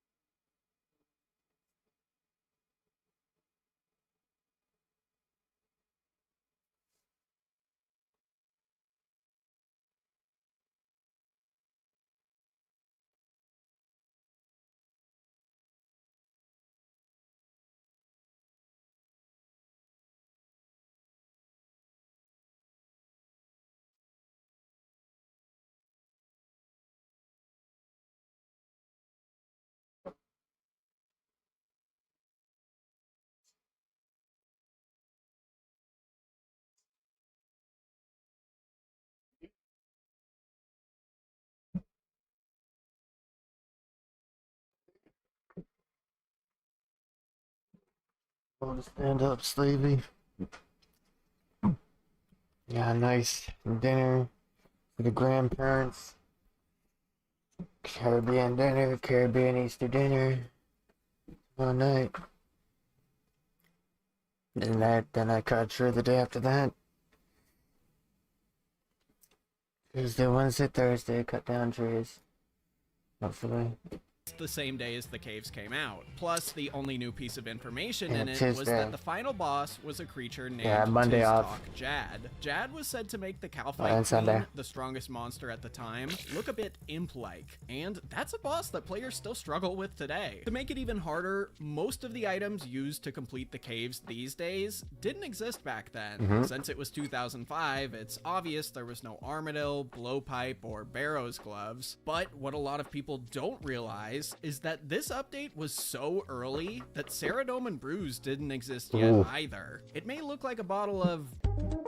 but it's an Yes. essential food item even Fight Caves veterans use on their runs today. The Ava's Attractor and Accumulator didn't exist either, Ooh. nor did the Dagonoth Kings, so no Archer's Ring. Ooh. The list really just goes on and on. So let's talk about what No light items bear. players did have at their disposal. Things like the Crystal Bow were Yeah. around, which back then was pretty strong. Yeah, Ranger I remember Boots that shit in existed, Castle Sharks Wars. were there, and actually even Super Restores for Prayer existed too. Most important of all was Barrows. Players could use healing melee armor like Guthans and Carols for powerful range attacks. The Amulet of Fury, the strongest melee necklace at the time, had also been released along with the Fight Caves. But there was a slight problem with all this. Almost every piece of gear I just listed was ridiculously expensive. The Fight Caves released on October 4th, 2005, and Barrows had released just 5 months prior on May 9th. If you wanted a full set of Guthans, you'd be paying at least 9 to 10 mil, which means since you're meleeing, you'd also want an Amulet of Fury, which week of release was at least 5 mil. Toss some Carols in the cart, that's another mil. Ranger Boots, another 500k, you get the point. Around 20 to 25 mil for a full setup, which today might not sound like a lot. Unfortunately, to me, that is still a lot. But let's compare these to the prices of rare items from back then. Party hats were anywhere from 30 to 90 mil, Santa hats were 6 mil, and Halloween masks were around 4 to 6. Imagine back in the day going, yes, I finally have a 30 mil bank. Should I spend it all on this useless paper crown or high tier gear for my account? Well, today Guthans is Nice worth man, 5 bet mil, we're looking and one forward party to hat the could get dinner you a car. HLL, Not yeah. this one, or Yeah. anything even close to it, but you could still get something decent. Sometimes in life, you should make the stupid choice. Unless that take home choice some would be to not leftovers, press the hell like yeah. button. Life lessons aside, you'd need gear more expensive than the game's rarest items, high combat stats, and a lot of game knowledge, just to maybe be able to defeat the Fight Caves. But have you seen RuneScape's player base from back then? Showing your buddy how to escape Draenor Manor was about as good as most of our game knowledge got. It's really no wonder there were so many scams back then. 99% of the player base just did not have the skills or the cash to do the Fight Caves. Oh, I should also mention, RuneScape's client didn't have any quality of life features yet either. You could only move the camera with arrow keys, could barely see 20 tiles in front of you, and there was no health, prayer, run, or special attack orbs, so you'd be swapping through multiple tabs frequently throughout the fight. Oh, and function keys couldn't switch tabs yet either, so good luck switching a Jad when your hands are so sweaty you could fill a whole lake. I should also mention, there was no taking breaks. Today, you can log out at the end of any wave you want, and it'll save your place. Back then, if you logged out, that was it. You'd get kicked from the cave and have to start over. If your mom yells it's time for church, you gotta pray it's not right before Jad. Get up and go to the bathroom. Go to the bathroom. You're shitting yourself. In more ways than one, this was an Inferno level challenge. If I not remember that harder, fucking and video. Nobody knew what to expect. In fact, nobody even knew completing the caves would reward you with a fire cape. You remember back in the day how players would say something like, oh yeah, there's a dragon in the wilderness that drops max cash, or my brother said you can craft party hats with a needle, thread, and dye. Stuff like that. Well, the Fight Caves was full of theories like that. My favorite has to be that in order to survive Jad, you would need to be wearing a Ring of Stone. It had released the same day and was going for millions. Obviously, it must be important, right? Well, no. Equipping one just turns you into a rock. But a lot of people thought you needed it. Honestly, I wouldn't mind seeing that as a real boss mechanic one day. Another funny one is that Jad supposedly had a special attack, and you would know when he used it because he changed colors. To make it even worse, these were the days before YouTube existed, so videos of the Jad fight that could be used to disprove these theories were pretty hard to come across. So about a day after the caves had launched, nobody had beaten them yet, which makes sense. They were ridiculously hard. A player named Impaler99 makes a guide for them and posts it to the tip.it forums. Again, he hadn't completed it, nobody had, but he had a ton of attempts at least. Much like a soup quest guide, this guide had a ton of information, but not all of it was correct. For example, saying Jad's first attack was always range. Jad has 3 attacks: melee, range, and magic. He can only melee you if you stand next to him. If you're not next to him, he will randomly use either magic or range. If you pray protect from magic when he uses his magic attack, you take no damage. Same goes for using the correct prayer on melee and range. If you mess up and don't use the right prayer, he can easily kill you in just one shot. So many players followed this guide and met their dooms pretty fast. Everyone still clearly had no idea what they were doing, but just 38 minutes after the guide was posted, someone named Chrisaki posted a picture and GIF of his character wearing a fire cape,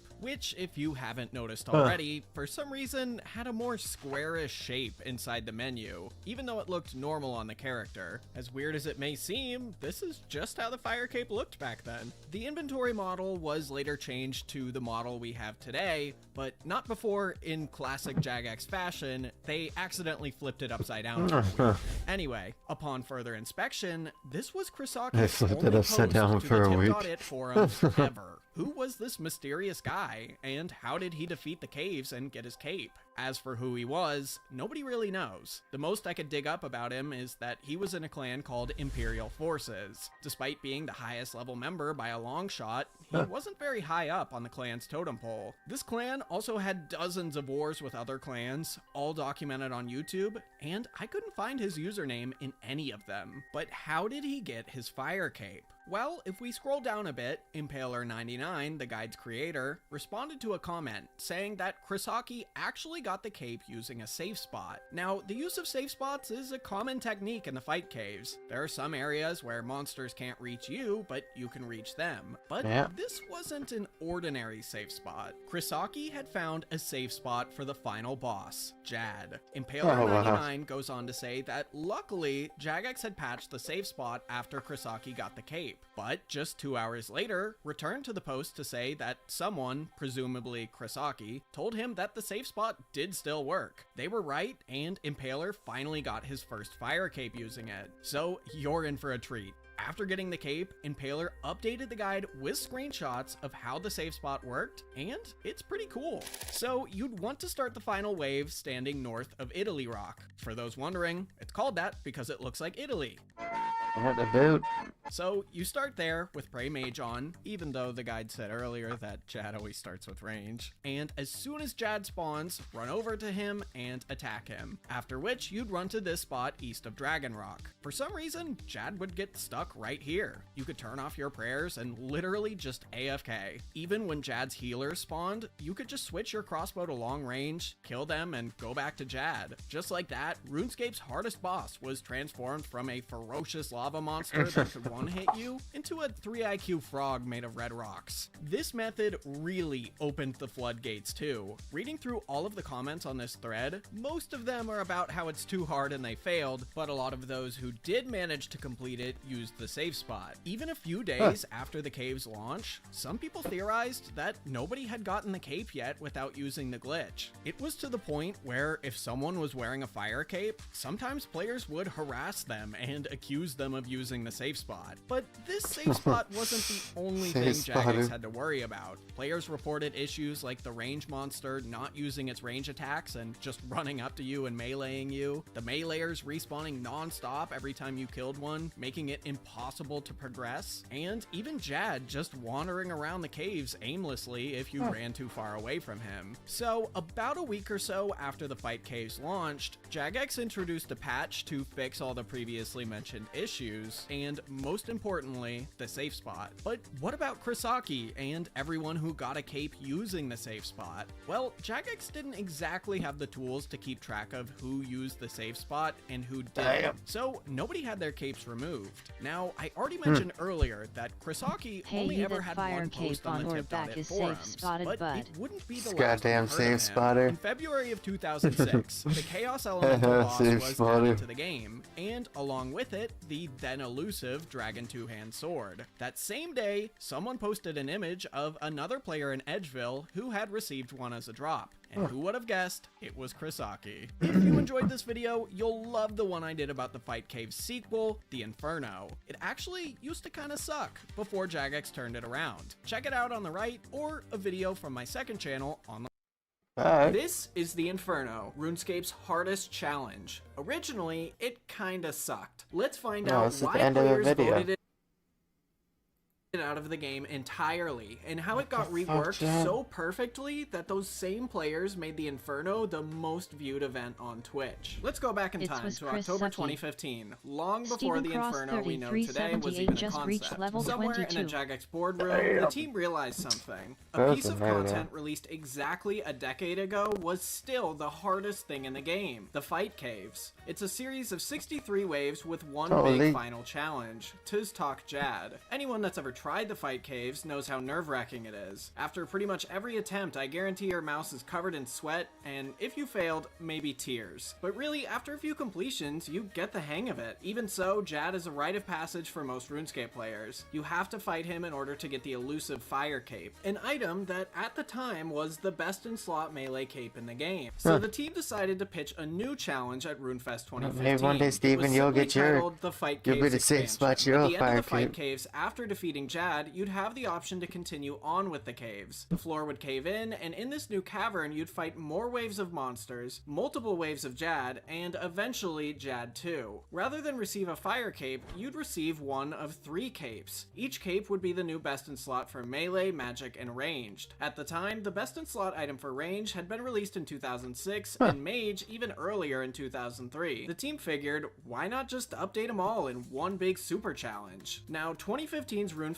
was jam-packed with updates, and Jad 2 was given one slide and about a minute of discussion, so the reaction was kinda meh. Most players just didn't care. I mean, who would when things like Zaya, resizable mode, Slayer bosses, sailing, achievement diaries, and way more was talked about. In January of 2016, Jad 2 was brought up for the second time, but yet again it was overshadowed by being part of a massive Zaya blog post. The blog itself didn't really give us much new information either, so again, meh. But then, Jagex pulled it, and that's when the player base erupted with complaints. First of all, the fight caves are kind of boring. Jagex themselves admitted that the caves are beyond easy once you've done them once. Nobody wanted to have to repeat the entire caves just to have to do more waves before getting to Jad 2. It wouldn't make Jad 2 any harder, it would just make the build-up boring. What makes it even worse is Jad 2 would drop the previously mentioned 3 best-in-slot capes. But here's the thing, when defeating Jad 2, you'd only get 1, so you'd have to defeat him 3 times to get all of them. Not to mention, none of the capes had a design yet, so players were pretty much blindly voting on them, hoping that they'd look okay. Anyway, when the Fight Caves expansion was pitched at RuneFest, the team said that it would likely take a month, at minimum, before anyone would be skilled enough to defeat it. I know the Fight Caves look like you're in hell, but this update sounds like actual hell. An hour of boredom, an insanely difficult portion, and then if you're part of the 0.1% of players who can actually defeat the boss, boss, you gotta do it all over again twice. Not to mention, we didn't really even know anything about the expansion. We knew its rewards and a vague structure, but the boss itself Wasn't he still the didn't have a fucking chair, name. guys? It was pretty much only referred to as Jad 2, so it had no real name, no mechanics, and not even a picture. But then 2 days after the poll went live, Mod Alfred tweeted out a picture of what Jad 2 would look like. And I don't know about you, but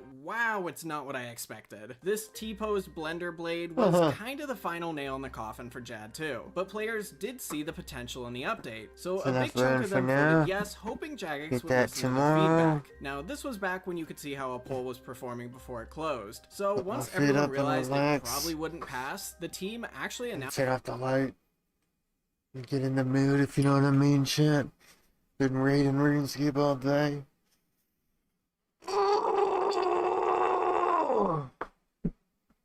Let me go hit the light. Like I'm going to hit Steven. Let me go hit the light.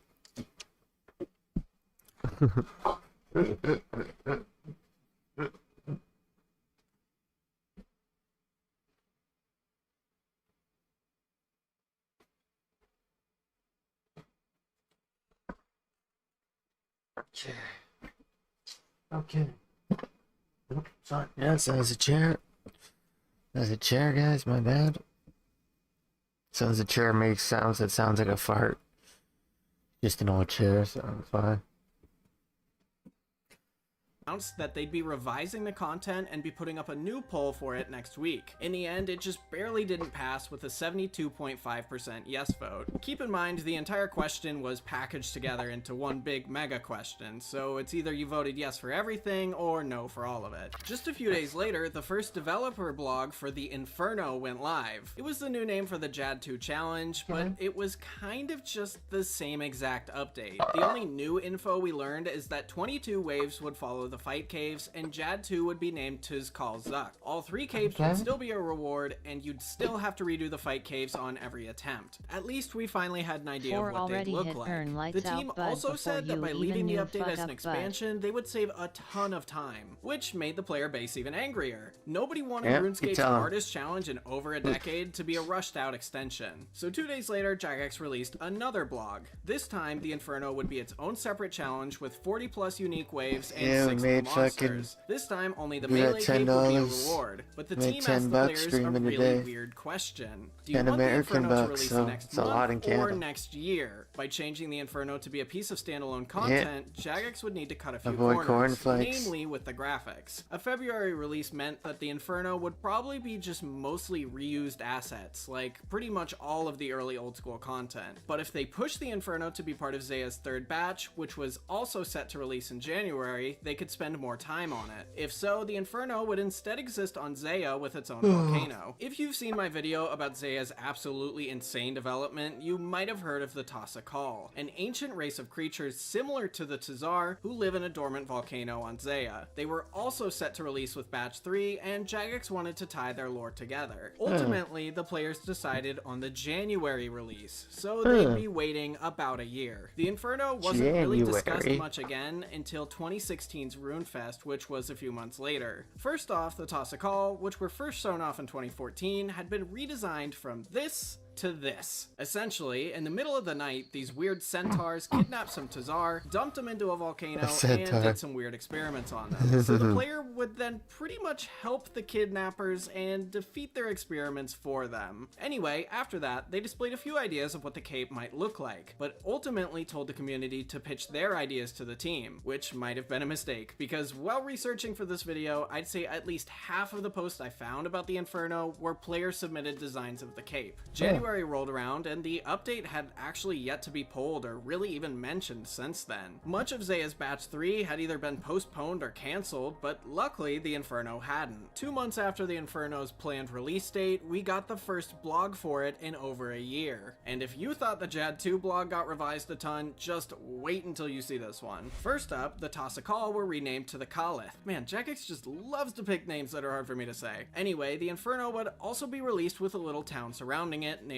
Brimstone. In it, there'd be new thieving methods, fishing spots, and Kalith citizens would drop Kalith armor. 2 days later, everything I discussed was canceled. Sort of. The team decided, you know what, maybe the Inferno does fit better back in the Tazar City. The Colith and Brimstone were entirely canceled. In the new developer blog, the new training methods survived, but were renamed, and the Colith armor was also renamed to Obsidian armor. With the renaming complete and the sudden movement back to the Tazar City, the team decided that it was time to poll everything. Rather than pull it in one big mega question like last time, they decided to split it up into multiple pieces so that people could vote on what they actually wanted. This time, pretty much everything passed with flying colors. We got a few more blogs, live streams, and Q&As about the Inferno, but they pretty much told us nothing. Mod Kieran, the designer, was keeping all the mechanics as secret as possible. All we got were short videos of the Inferno's monsters and a finalized Infernal Cape design. In May, just a few weeks before the Inferno's release, Jagex invited a few of the game's most popular streamers to come test it out. There was a slight controversy about who was invited though, because Wooks, well known as being one of the best players of all time, was not invited. Ultimately, Foe survived the longest and reached Wave 63 with a little over 2 hours spent in total. Jagex hadn't released the exact number of waves yet, but he was still far from the finish line. It was really starting to sink in just how difficult the Inferno was going to be.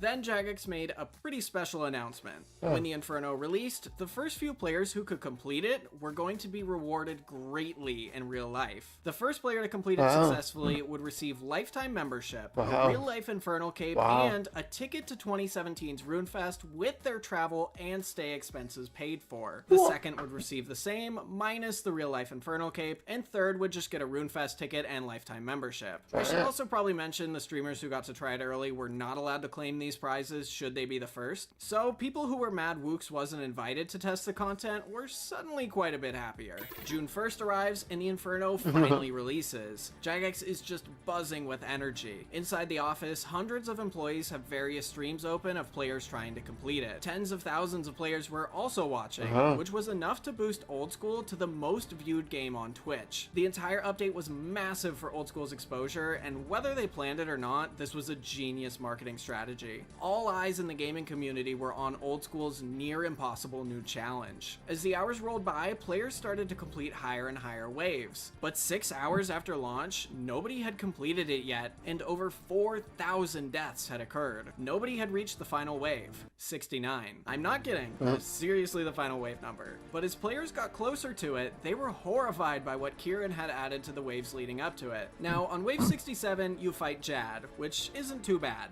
Oh wow, that rhymed. In order to even access the Inferno, you had to sacrifice a fire cape, so everyone had done Jad before. But then, you get to wave 68, where you have to fight 3 Jads at the same time. About 7 or so hours after the Inferno's release, Dead Wilson was the first player to reach Wave 69. Originally, he was one of the people invited to test the Inferno, but he died on the lowest wave out of everyone else. So this was kind of his redeeming moment. Tizkal Zuck erupts from the shield, and in less than a minute, Wilson had died. It became extremely obvious the final wave had no room for air. Stay behind the shield at all times or get potentially one hit. And if that's not scary enough, at points throughout the wave, multiple sets of monsters would spawn behind you, and eventually, one of those monsters was Jad. Just when it seems like you're about to beat Zuck, healers would spawn. If you don't tag them fast enough, they heal Zuck crazy fast, and if you don't kill them fast enough, they damage you crazy fast. 24 hours later, nobody had been able to do it. Wooks had streamed the Inferno for almost 13 hours that day, but still hadn't beaten Zuck. Almost 48 hours later, still, nobody had done it. But then, after a nearly 2-hour attempt, with tens of thousands of players watching him, Wooks was the first to complete it. The clip of his completion was the top post on Old School's subreddit and even hit the front page of Reddit. Finally, the Inferno had been completed, and just a few months later, Wooks was awarded his prize. Now, a couple times throughout this video, I mentioned Zaya, RuneScape's biggest expansion. Its development was plagued with drama and all sorts of delays, and it was nearly cancelled. So if you want to see the video I did on that, the link should be on screen right now, along with a link to my second channel. I hope you enjoy. Nice! Curious hacker. Yeah, I'll watch this and go to sleep. After this one. Failfishes used to be RuneScape's most notorious hacker.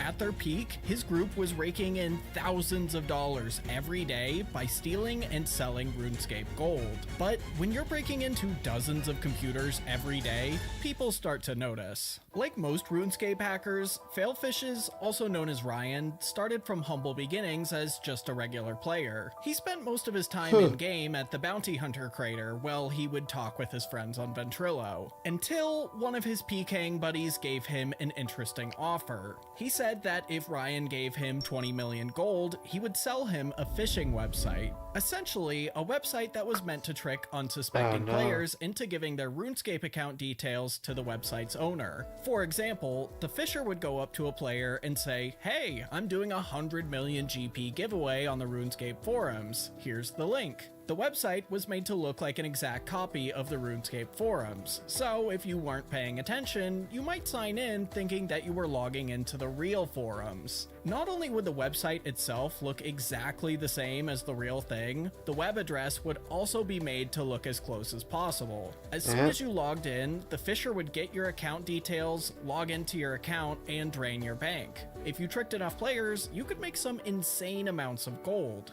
As wild as it might sound, Ryan said no thanks. But as his buddy continued to show off his growing pile of wealth, he changed his mind. Ryan got himself a free domain and web host, had his buddy set it all up, and got to work. He didn't know it yet, but this decision would lead him on the most insane journey of his life. Now, Ryan took a different and much less suspicious sounding approach than just offering the chance to win millions of gold to random players. Back then, it seemed like just about everybody was looking for a clan. Jagex had introduced the Friends Chat system about a year prior, meaning for the first time in the game's history, you didn't need a third-party program to chat with your clanmates. However, there wasn't really a good way to recruit people. Clan recruitment still happened mainly outside of the game on the forums and through clan websites. If Ryan pretended that he was just trying to recruit for his clan, he figured he would have a much easier time tricking players. Luckily for him, he was right, and it wasn't long before unsuspecting players began putting their account details into his website. Now, it's really easy to look back at Ryan's scam and think, I would never fall for this, it's so obvious. But that simply wasn't the case back in the day. The RuneScape community back then was much younger and, as a result, more trusting. Most people had absolutely no clue what phishing was, so not everyone would meticulously scan through the address bar to make sure they were on the legit RuneScape website. If the website looked the same, the idea that it could be fake sometimes might not even cross their mind. Phishing was so under the radar that Jagex wasn't even banning players who did it back then. Ryan ran his scam on the same account for years before getting banned, but I'll save that part for later. So Ryan begins fishing and quickly racks up a hefty pile of gold. But there's a slight problem. He can't actually sell any of it. He started fishing at a pretty unique time in RuneScape's history. Jagex had just made the wilderness a safe zone and made it impossible to transfer more than a few thousand gold of wealth between accounts to try and combat the game's huge botting and real-world trading problems. It worked, as the bots and real-world traders suddenly vanished overnight, but the restrictions really pissed off everyone else. The wilderness died overnight, and you couldn't give your friends gifts anymore. The Bounty Hunter minigame and later PvP worlds helped lessen the blow of losing the wilderness, but the trade limit was still really annoying. So it didn't take long for players to figure out how to get around it with some very, very strange methods. This is the same game where a level 3 beat the fight caves with some candy and a stick. Of course they're going to get around the trade limit in some weird way. For a while, players could transfer GP in small amounts through the party room. If you placed less than 50,000 GP in the chest and pulled the lever to drop everything, the bankers wouldn't make any announcement that a drop party was happening. Although, Jagex did later restrict the party room to only work on certain worlds to prevent this. Junk trading is probably the most well-known method to trade gold in that era. Junk items were items that had grand exchange prices far above their actual value because they had such a low demand. Players would use junk items to pad trades to try and trick the trade limit into thinking you were trading an equal amount of wealth between accounts, when in reality, you were trading a god sword for a bunch of junk. This was great, but nothing topped the Dragonstone trading method. So on the victim's account, you would go to the Grand Exchange, sell all of their stuff, and buy as many uncut Dragonstones as you could afford. On your main, you'd buy a bunch of fire runes. You'd then both teleport over to the Tazar gem shop. You'd sell the runes on your main until you had a big stack of Tokkul. Then you'd sell a Dragonstone to the shop on the victim's account. On your main account, you'd then buy the Dragonstone using the Tokkul you just earned. Once the main has all the Dragonstones from the victim, they'd go to the Grand Exchange and sell them all. Because of the way the shop's margins worked, you wouldn't lose money doing this process and could transfer millions of gold per hour. Although, just like the party room method, Jagex eventually caught on and patched this one as well. As you can imagine, Ryan had a huge list of trading methods that he would cycle through, so that his business didn't just die if Jagex patched the method he was using. As Ryan continued to rack up GP, he decided to expand the business a bit. He was previously only going after noobs, as he figured they were the easiest targets. Surely the high-level players had seen every scam out there by now, but it turns out they hadn't. In some cases, fishing a lonely maxed player looking for a clan was easier than a noob. Around this time, Ryan noticed that luring videos were getting pretty popular on YouTube. Essentially, videos where a player or a group of players would trick someone into stepping into an unsafe area and killing them for whatever valuables they had on. Ryan figured that maybe players would want to watch fishing videos. And he was right. Videos of him stealing valuables from the banks of other players would soon rack up thousands of views and earn him a loyal fan base. With this newfound following, Ryan thought up a new way to make money. Just like his Peking buddy who taught him how to fish, Ryan decided he would start teaching others too.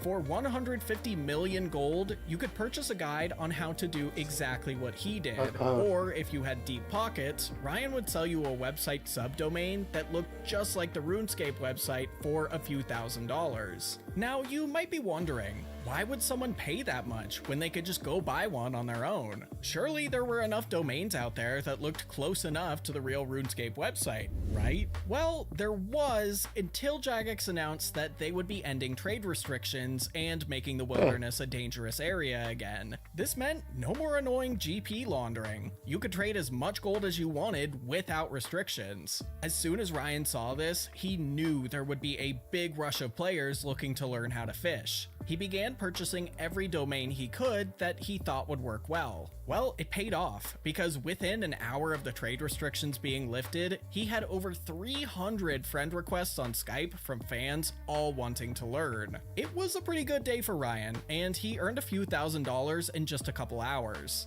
However, even though fishing, YouTube, selling subdomains, and his guide were bringing in quite a lot of money, it wasn't enough to make a living. So Ryan got a job someplace where he could work overnight. He didn't have to do much, so he could still monitor his RuneScape operation well away. But everything changed when his company hired a new coworker. This coworker saw Ryan monitoring his operation and asked what he was doing. Ryan explained, and the coworker said that he played RuneScape too, and even used to do ratting back in the day. Rat stands for Remote Access Trojan. Essentially, it's a type of virus that gives the virus owner full access to the victim's computer. They can see everything and do anything they want. It's really as terrifying as it sounds. Ryan was curious and wanted to know more. So the next day, his coworker came over to his house and set one up with him. Now, ratting at the beginning is a lot like fishing. You have to trick someone into visiting your website. However, once they're on the site, everything changes. Unlike fishing, you didn't have to trick somebody into entering their account details. You could get full access to their computer with just a press of a button. Do you remember back in the day how whenever you visited a website that used Java or Flash, you'd get a little pop-up asking if you wanted to run it? For example, every time you played RuneScape in a browser, you'd get this Java pop-up. You had to press run on it or else the game wouldn't work. Websites like video players, live streams, and other online games all had the same pop-up. If you were on the internet all the time as a kid like me, you were probably running at least a few of these every day. It was really just part of using the internet back when Java and Flash were everywhere. But it turns out not all of them could be trusted. People like Ryan and his coworker had figured out how to create something known as a Java drive-by. You'd visit a website, get a Java pop-up, and if you pressed run, their rat would download and infect your computer without you even realizing it. So, for example, Ryan could tell someone you should totally check out this new RuneScape client. It's even better than SwiftKit. They'd go to the website, press run, and it would be game over. Now, once Ryan had access to a victim's computer, it was only a matter of time before he would get access to their RuneScape account. He could see every key that was pressed, everything that was clicked on, and so much more. It was basically like he was sitting right next to the victim's computer. But waiting around all day for someone to put in their password and bank PIN wasn't very efficient. So Ryan and his friends thought up a few ways to speed up the process. You could just shut down their PC or close their game client, forcing them to log back in, but it could be a while before they visit a bank. But that's something a bit of social engineering could solve. Ryan would go up to the player he was attempting to rob in-game and pretend to be an old friend. He'd say something like, "Hey, long time no see, here's that gold back that you loaned me forever ago." He'd give the player some gold, they'd go deposit it in the bank, and as soon as Ryan had the PIN, he could turn off their computer, log into their account, and be finished before their computer was done turning back on. Over the next few months, Ryan would infect all kinds of people. One of his most memorable victims was someone who was in the middle of buying RuneScape gold. He saw that they were in the middle of checking out, waited for them to finish, and stole the gold just a few minutes later. Wow. The guy somehow didn't realize that his computer was infected. He was probably under the influence of something. And he went right back to the gold site, bought another 100 mil, and I think you can figure out what happened to it next. Ryan got pretty good at this, and he was infecting dozens of computers a day with the help of his coworker and online friends. Just like with phishing, he was uploading videos of his loot to YouTube and selling his viewers guides on how to do it themselves. On a really good day, he could make 10 grand like it was nothing. Ratting on RuneScape became such a big thing that Blackshades, one of the most popular ratting programs, added in a RuneScape pin grabber feature. At this point, Jagex started to take note of the phishing and ratting problem, and began banning the accounts of those they caught doing it, including Ryan. But for now, that was about all they could do. Ryan eventually discovered how to create something called a silent drive-by. So you remember the Java drive-by from before? It's a lot like that, except instead of a potential victim having to press run to get infected, all they had to do was visit the website and Ryan's rat would immediately download and install itself. He decided to use this strategy to do something pretty clever. If you've been on YouTube for a while, you may remember when it had its own private messaging system. You could directly message any channel that had the feature enabled. So Ryan found a few popular RuneScape channels and messaged them that Jagex was going to take down every RuneScape video on YouTube for copyright reasons. If the YouTuber wanted to stop this, they could go to the website he had linked to sign a petition. Today, this might sound insane, but honestly, I could absolutely see the early 2010s version of Jagex doing this and thinking it was a good idea. Now, once Ryan had infected their computer, he didn't just go straight to draining their bank. Instead, he would tell the YouTuber that he would drop their bank or steal their YouTube account if they didn't do what he said. He would tell the YouTuber to create a video with their own voice saying that they were live streaming, and that viewers could click the link in their description to go watch. The site wasn't actually a live stream, it was one of Ryan's rat-infected sites. Not wanting to lose their accounts, most YouTubers he did this to actually complied. Within minutes of the video going live, he would have full access to dozens of computers, and every morning he would wake up to even more. The videos Ryan would upload around this time would absolutely blow up, and the name Failfishes was quickly becoming well known in the community. Nearly every time a player would get hacked and post about it on the forums, players would suggest that it was probably Failfishes who did it. One of Ryan's victims even created a website with a plea to Jagex to do something to stop him. At this point, Jagex knew they had a pretty big problem. Jagex copyright claimed every one of Ryan's videos, and the channel was terminated soon after. Although he would make a new channel, losing his original channel meant that business took a huge hit. Around this time is when things started to get real. There was another international national hacking bust today. 90 arrests. Police in 19 countries work together to execute search warrants and make arrests. The Black Shades rat enabled anyone to instantly become a dangerous cyber criminal. Authorities are calling it the largest ever global cyber operation to date. The FBI says that worldwide, more than 500,000 computers were accessed. Ratting had become a pretty big problem globally, but mainly for more illegal activities than stealing RuneScape gold. By this point, Ryan and his friends had a network of around 7,500 computers that they could connect to at any time. Any more than that, and that's when you'd likely catch the attention of the FBI. But that didn't matter, because once Ryan's mother learned what he was doing, she actually filed a report against him to try to get him to stop. Luckily for Ryan, nothing came of it, since the FBI was focused on bigger fish. But things were about to get bad. Ryan's full identity leaked online, and disgruntled victims began showing up to his house and threatening him to his face. Not long after, he had a falling out with the coworker who introduced him to ratting. The problems just kept coming, and they were only getting bigger. So Ryan decided that it was just time to quit, as it was becoming more trouble than it was worth. It's now been over a decade since this all went down, and Ryan now works a normal job far away from RuneScape. However, those he inspired are still out there lurking in the shadows. Although internet and operating system security has gotten much better over the last few years, many of the social engineering tactics Ryan used still work today. Even just a week or two ago, a big exploit was discovered that allowed hackers to steal RuneScape accounts when their victims simply pressed a link they sent them. So stay safe out there and don't download anything weird like a RuneScape gold generator. Instead, you should check out another video, like maybe the one on the right about the RuneScape armed robbery. There was a robbery of RuneScape items, it went to the Supreme Court, you'll love it.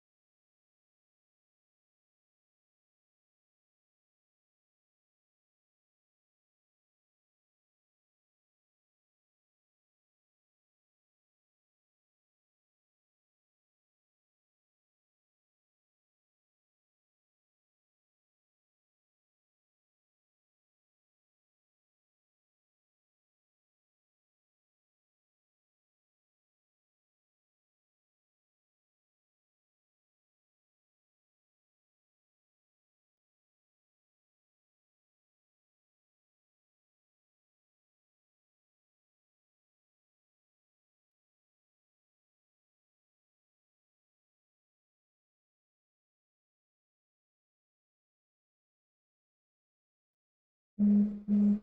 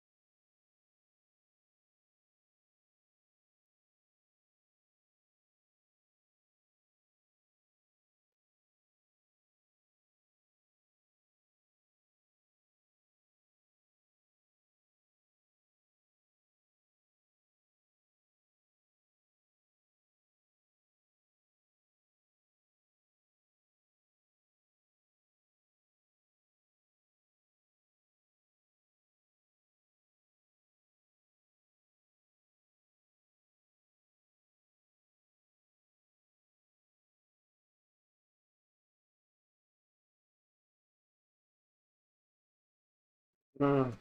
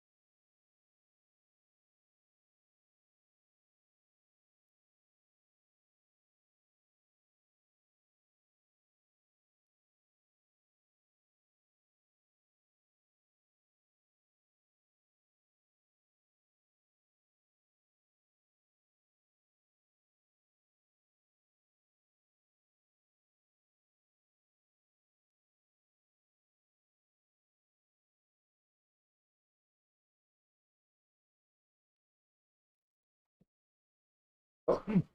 Oh.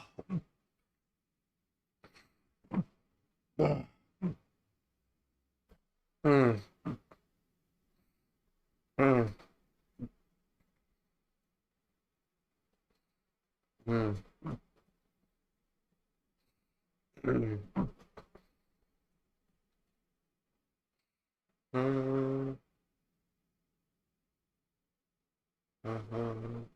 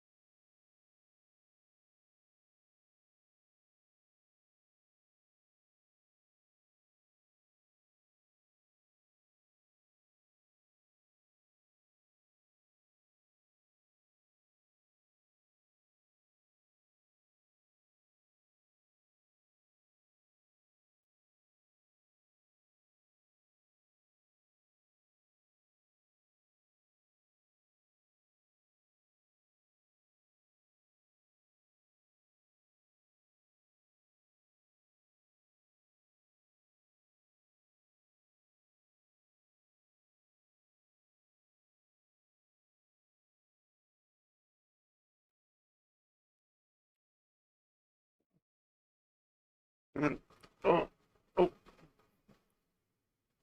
Okay. Yeah.